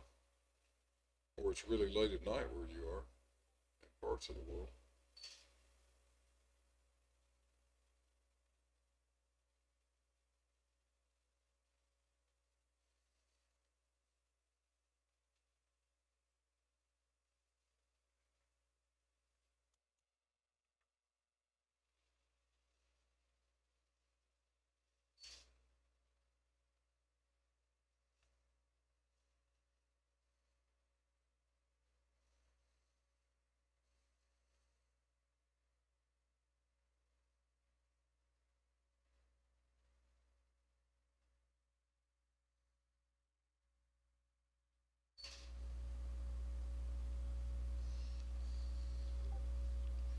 Sort of like watching paint dry, huh?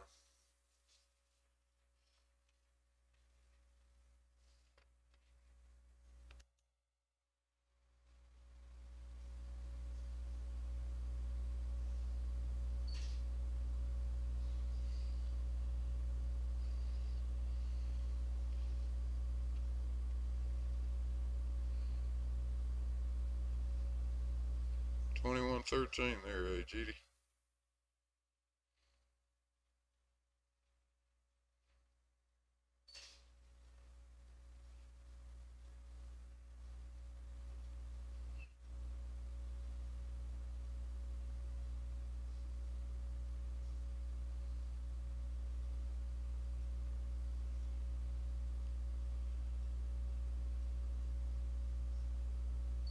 So 7 hours.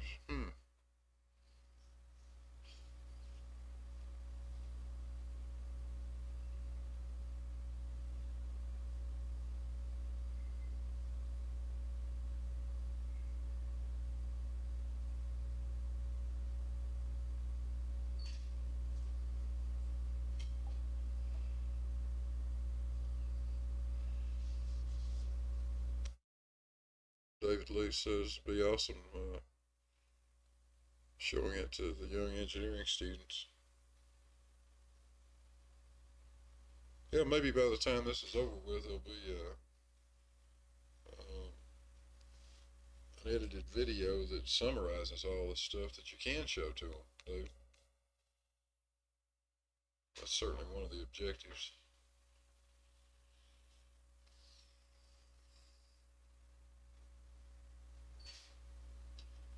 I think it's a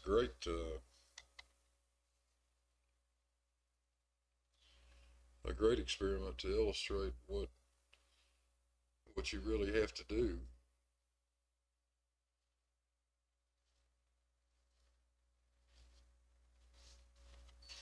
to perform this sort of an experiment or to make these sorts of measurements.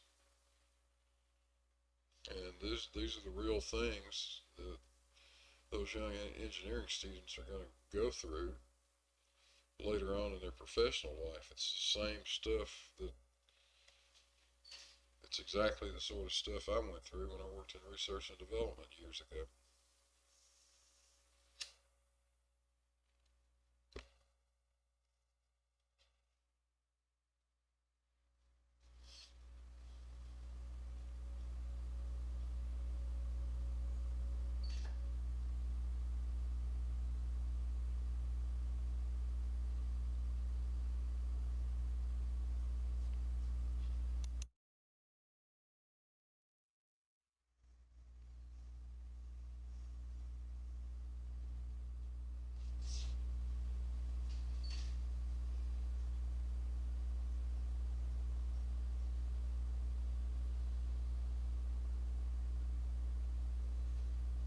So let's see, 190,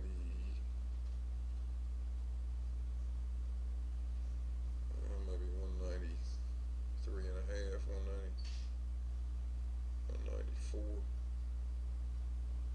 I don't know what the bottom actually, when should we go to the bottom? Right about now.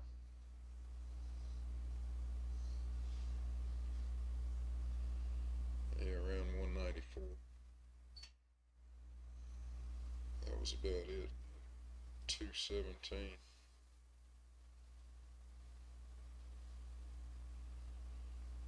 That oscillation period is wholly pretty true. And it should. It's a pendulum.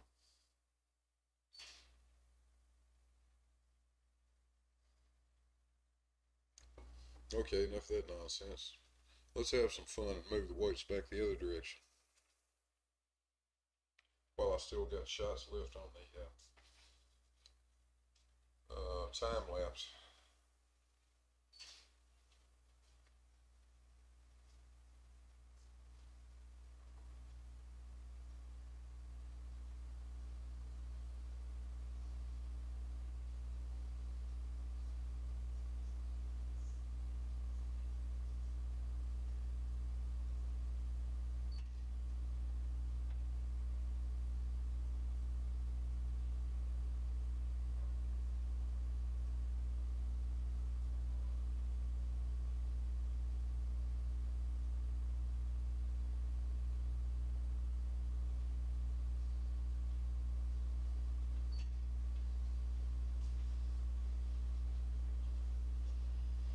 Well, I'll bet some stuff's gonna happen now.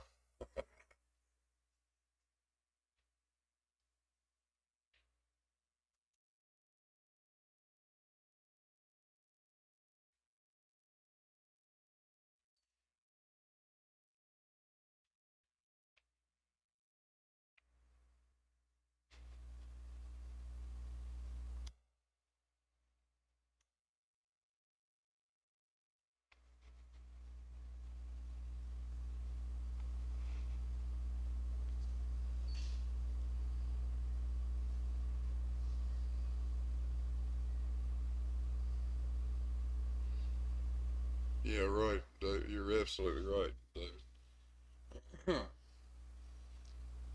They think we just sat and blindly accepted everything our instructor said. All we did was just write stuff down in a notebook, take a test, and call it good. And it really didn't work that way. It really, really didn't.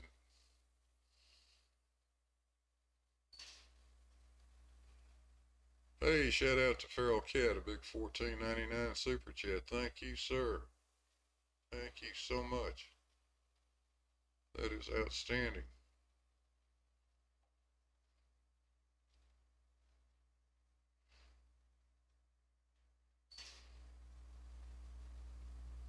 Really appreciate it.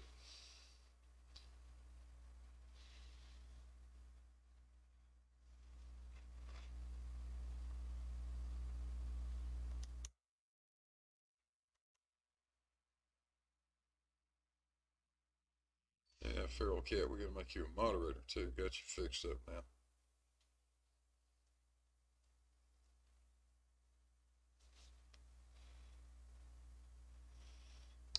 Well, this thing's been kind of an ideal project for me. I've got the time to do it. Um, I've always been fascinated by the Cavendish experiment. I mean, since I read about it in college, 50 years ago. Uh, it fascinated me that guys 200 years ago, at that point in time, 150 years, well, yeah, 170 years ago when I was in school, could actually have put something like this together and made measurements of something as minute as this force that this thing measures. I mean, consider the attractive force between these lead balls is maybe 50 nanonewtons. 50 nanonewtons. That's just ridiculously, incredibly slight. But you can get accurate measurements if you do it correctly, and Cavendish knew how to do it. Shout out to David Lee, $4.99. Thank you, sir. I really appreciate it.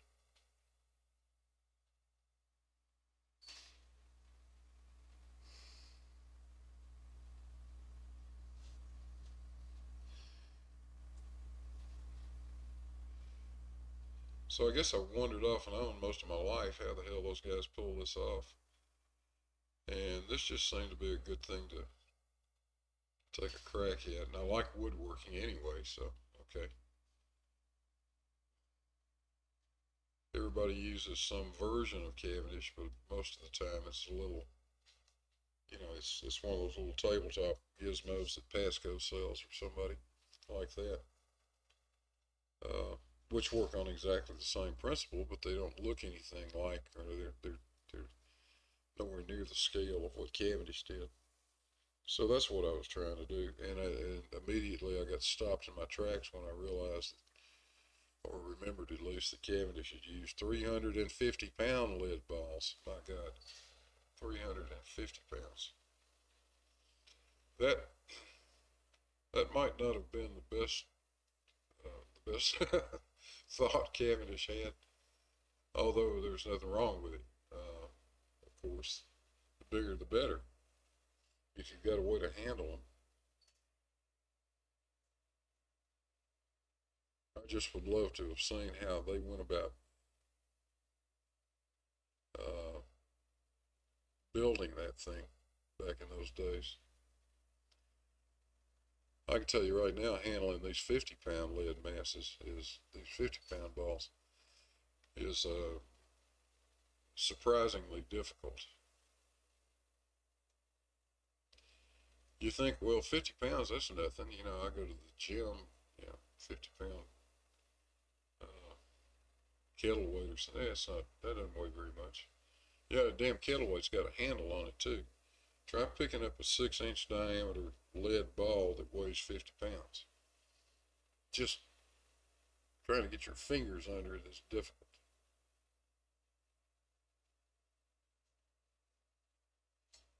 And Cavendish, those those spheres that Cavendish had were only 12 inches in diameter.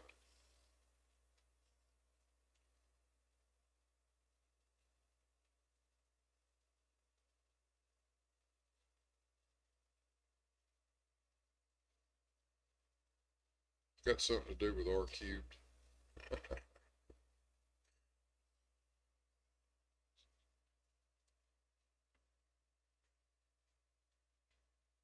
So while I'm running my mouth, I'm not watching. Holy moly, look at this.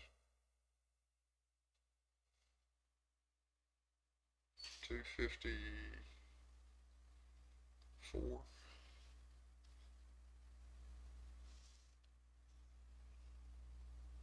Cha-ching, gravity confirmed.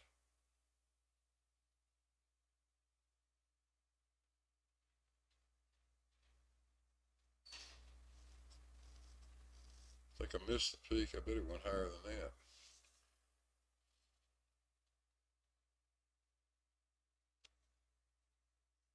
I did miss the peak. Well, you guys in the chat, write it down.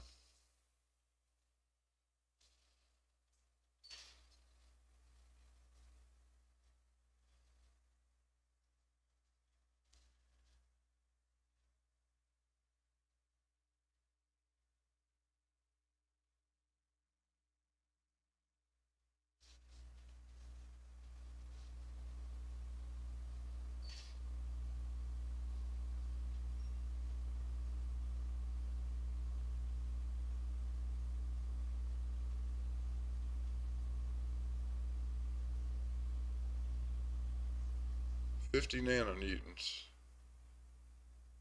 David, not very much. I think that's the right number. I'll have to go look it up.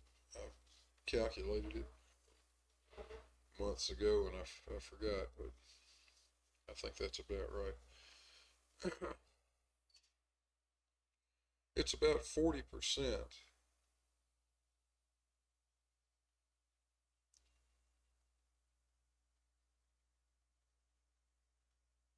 It's about 40%. Well, I'm getting about 40% of what Cavendish got, and it's all about that R squared deal. He had lead masses that were 7 times as heavy as these are, but they were roughly double the distance center to center from the small masses that these are. So it works out.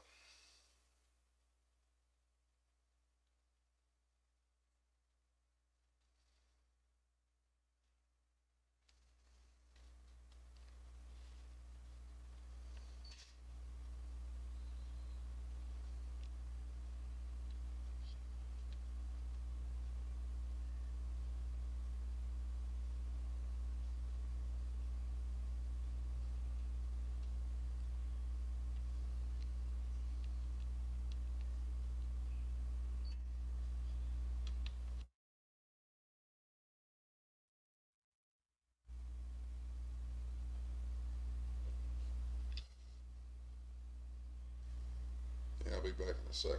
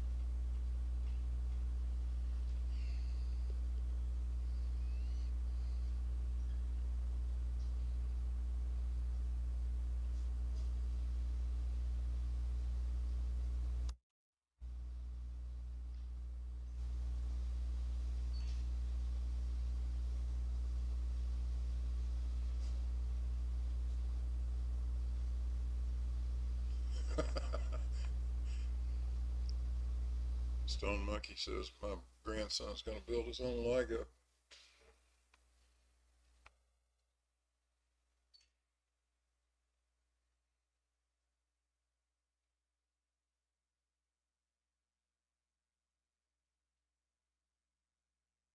I hope that kid's got better sense than following Grandpa's footsteps.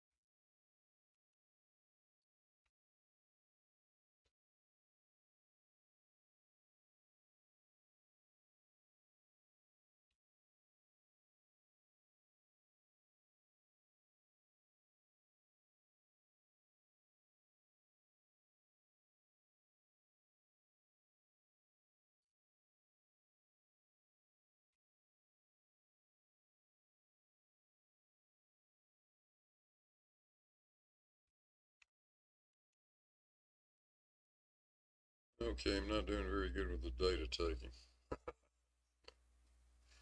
This is not the way to take the data, not the way to run the experiment. This is really just a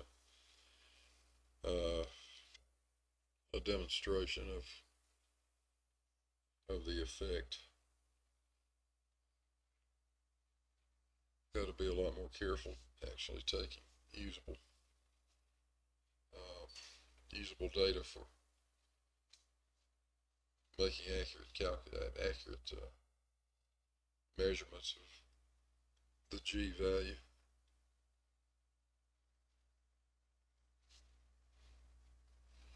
But I think you can pretty clearly see the effects of gravity.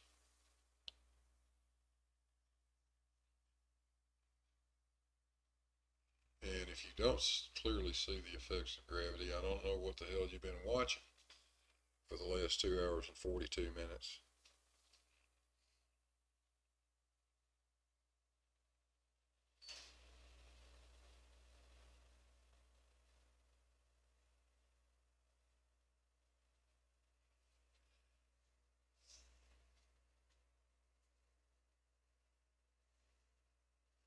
Again, thanks for joining me today, guys.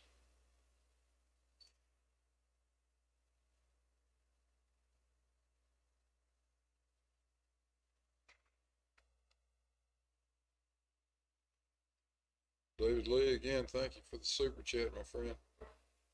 You have a very Merry Christmas, Happy Holiday, and you are welcome anytime. Next time I do one of these, I'll get the Discord going, I think. And we'll get some of you guys to join in the discussion. which will be a lot more interesting than listening to me sit here and prattle on.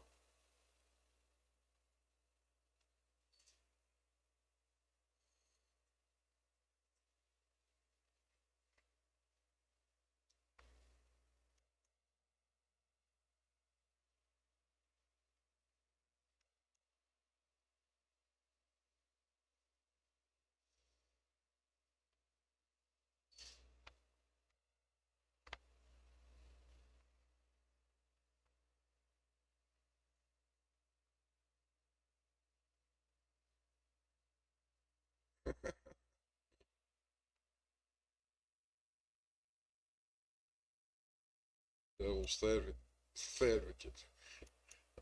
No, the paint's not dry yet, Devils. Not at all. Still working on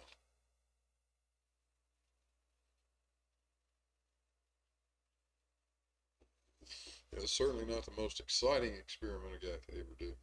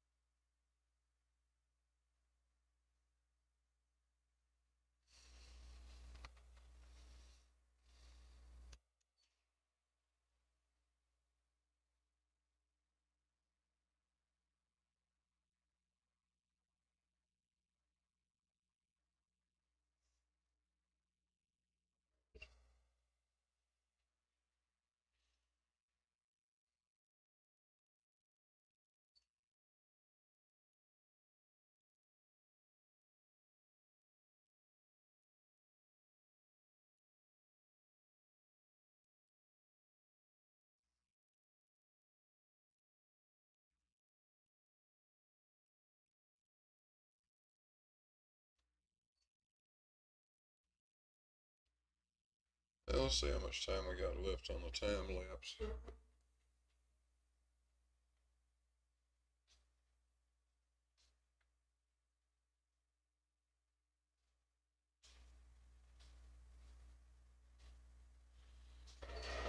Not very much. 11 frames. Had 20 seconds apiece. So 3 minutes or so. 4 minutes almost.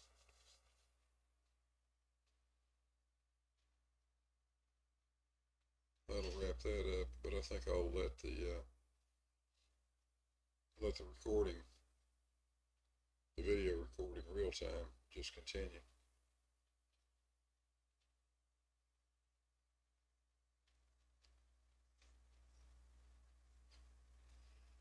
I can take that and condense it into fairly short duration video, putting it into one of the editors.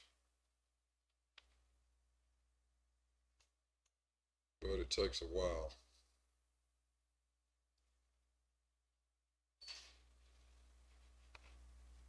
Oh, I need to pay attention to the chat. Wow. Chris Kelling, shout out. Big $5. Thank you so much. Totally appreciate it. And Brainery, 100 SEK. Wow. Good deal. Thank you, sir. Good to see you, man.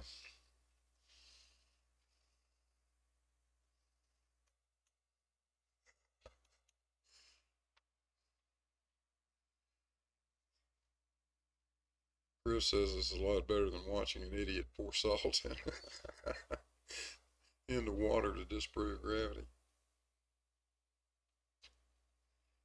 Yeah, it's a little more. It's not nearly as exciting, though. I mean, after all, I don't have a lab coat. I don't have horn rimmed glasses with tape on them. I don't have any of that stuff. Goodness gracious.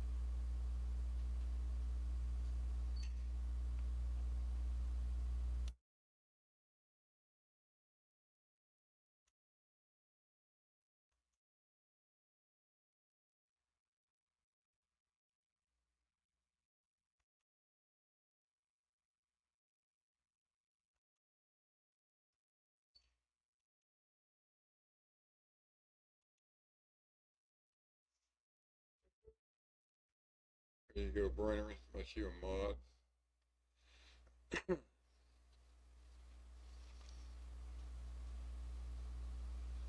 Maxwell's hammer, I think I took care of you. Let me check.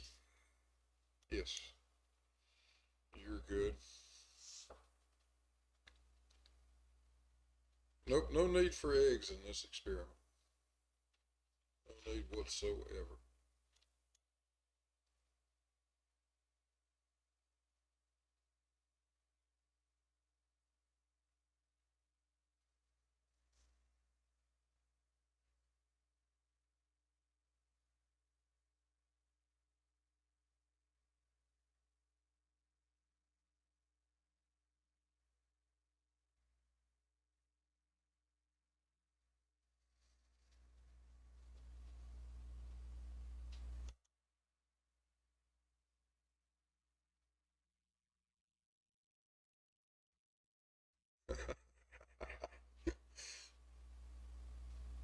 Dora says almost 3 hours late. She'll start from the beginning. At 2 times speed. I don't have any idea, Dora, what happens when you put me on chipmunk speed. Your computer may explode.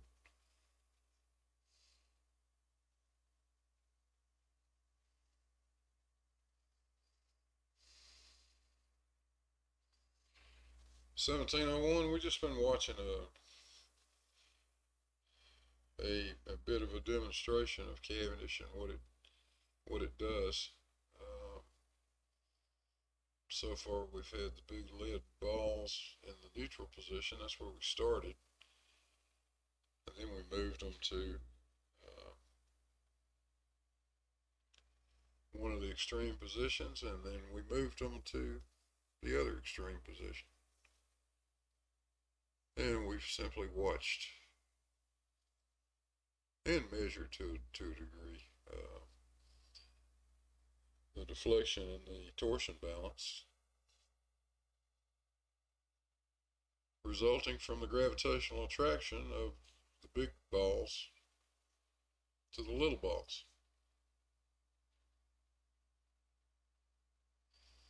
That's what we're watching.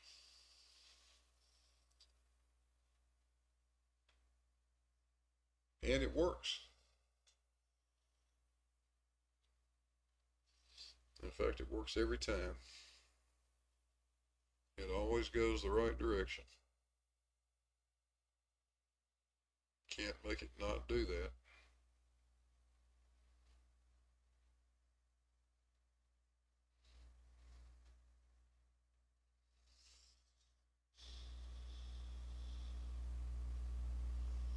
So there's qualitative proof, despite what Sleeping Warrior, Nathan Oakley, Quantum Eraser, and a whole host of flat earth idiots will tell you. There's proof that in Newtonian physics, gravity is a damn force.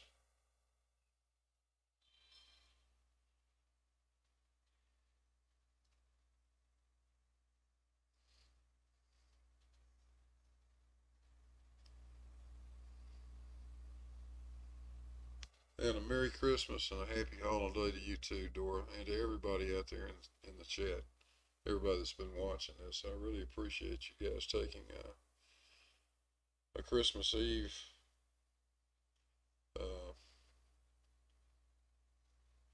to come and be with us here.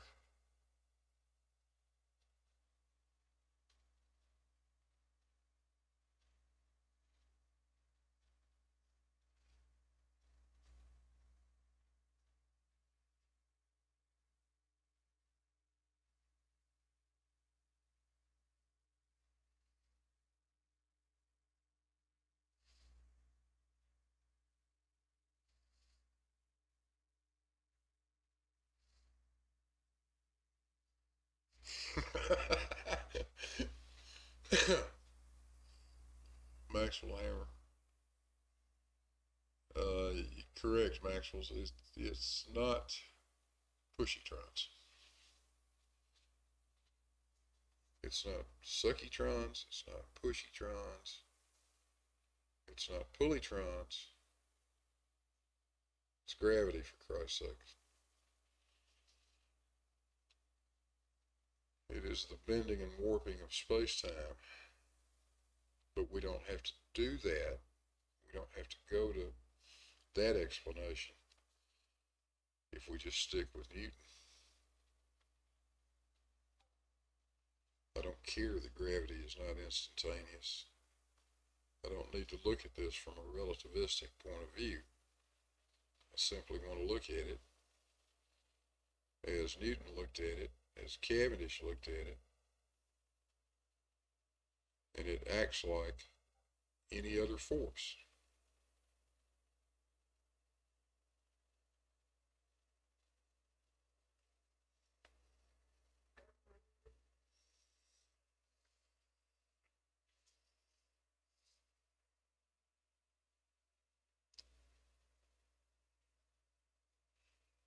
Yeah, correct, Rob. You guys are already having Christmas.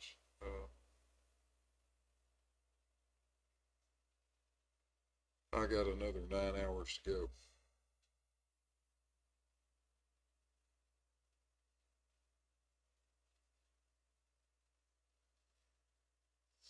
Oh, I believe that was the end of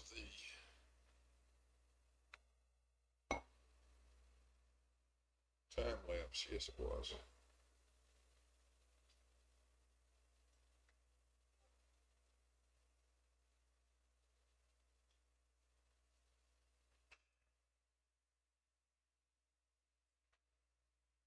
So we'll let the camera generate a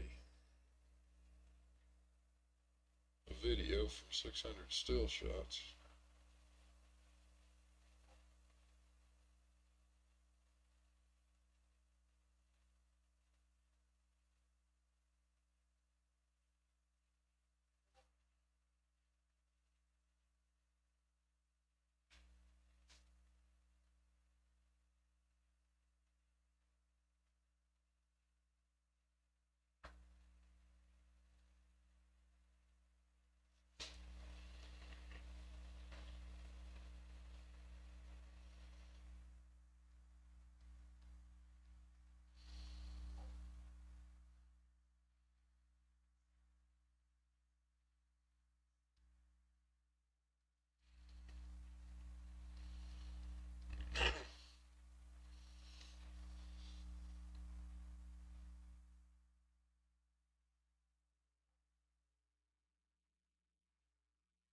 Well, that was a mistake. I think I pushed the wrong button.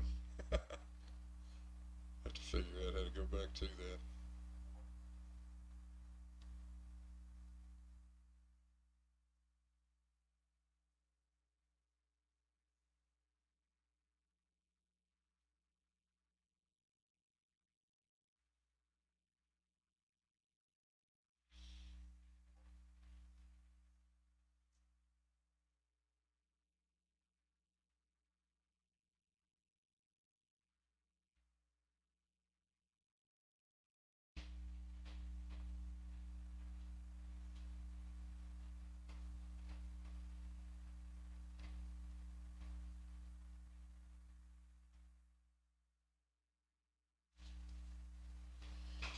Alright, I'm gonna stop messing with this thing.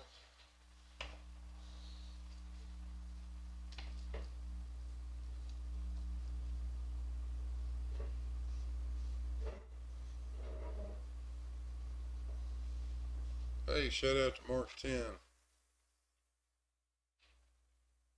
Mary Gemus. Excellent. 667 pounds. Thank you, sir. I appreciate that.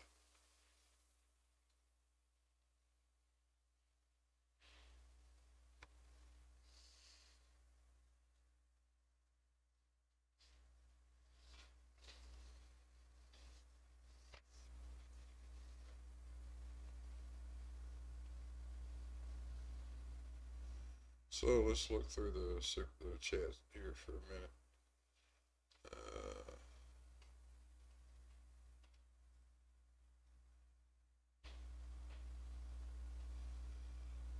Chris Kelling says, as a pilot, you're familiar with vector math. Yes, I am.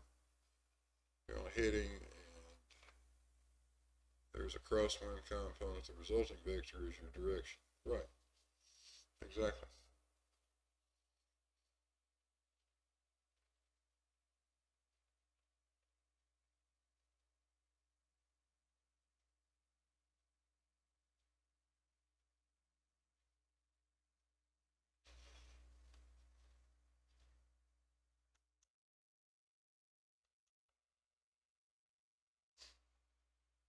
So Simon, I hope I pronounced your name correctly. I won't even try your last name, Simon. But you say how long does it normally take for the oscillations to die down?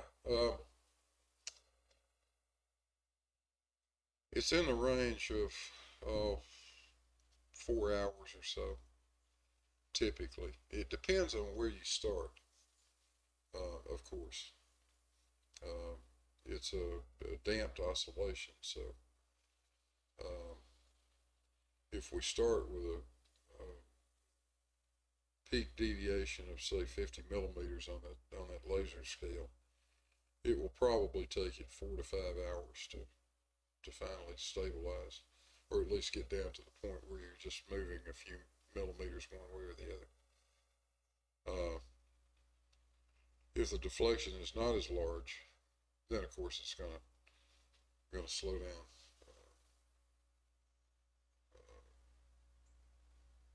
Stabilize more quickly.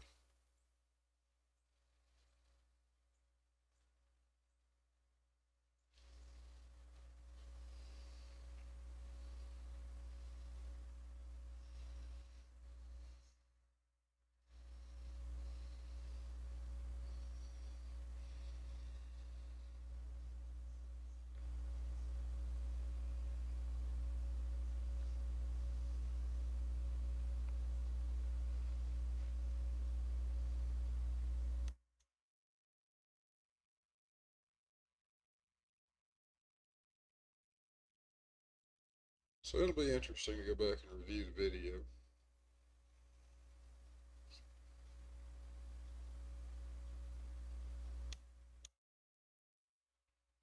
See what we actually got in terms of some numbers.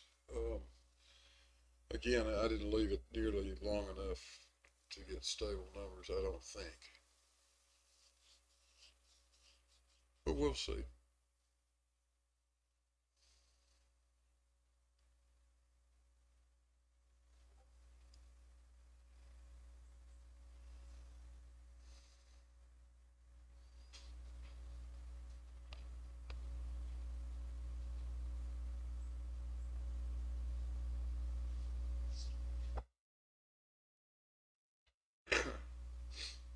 Well, that's about all we got, I guess.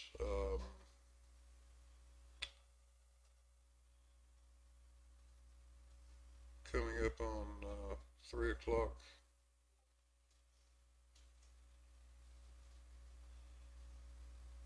Eastern time here in the U.S.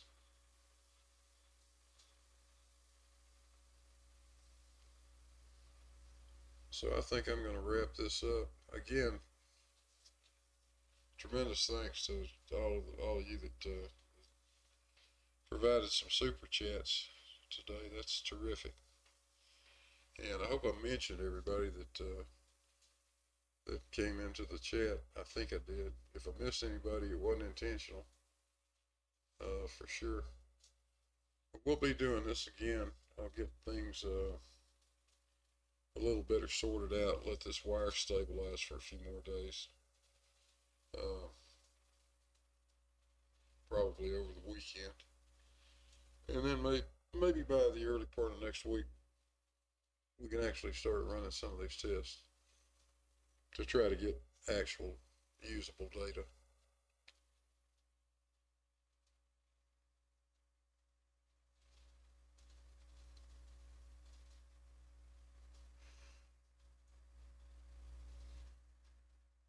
So I guess with that, I want to wish everybody a very happy holiday. Merry Christmas. Everybody be safe. Take stock of the important parts of life. the shape of the earth is not one of those important things. We know what it is.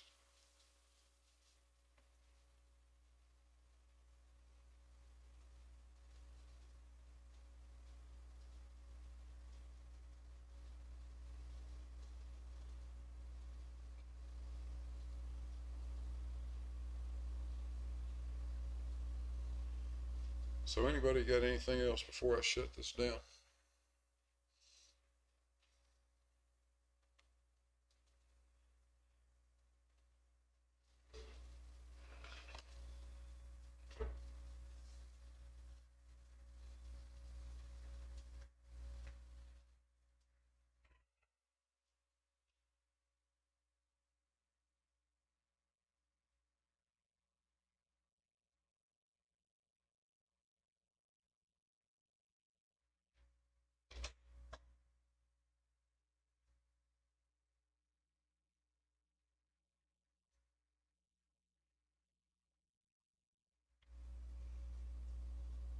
All right. Merry Christmas, everybody. I will see you guys again in a few days. Take care now.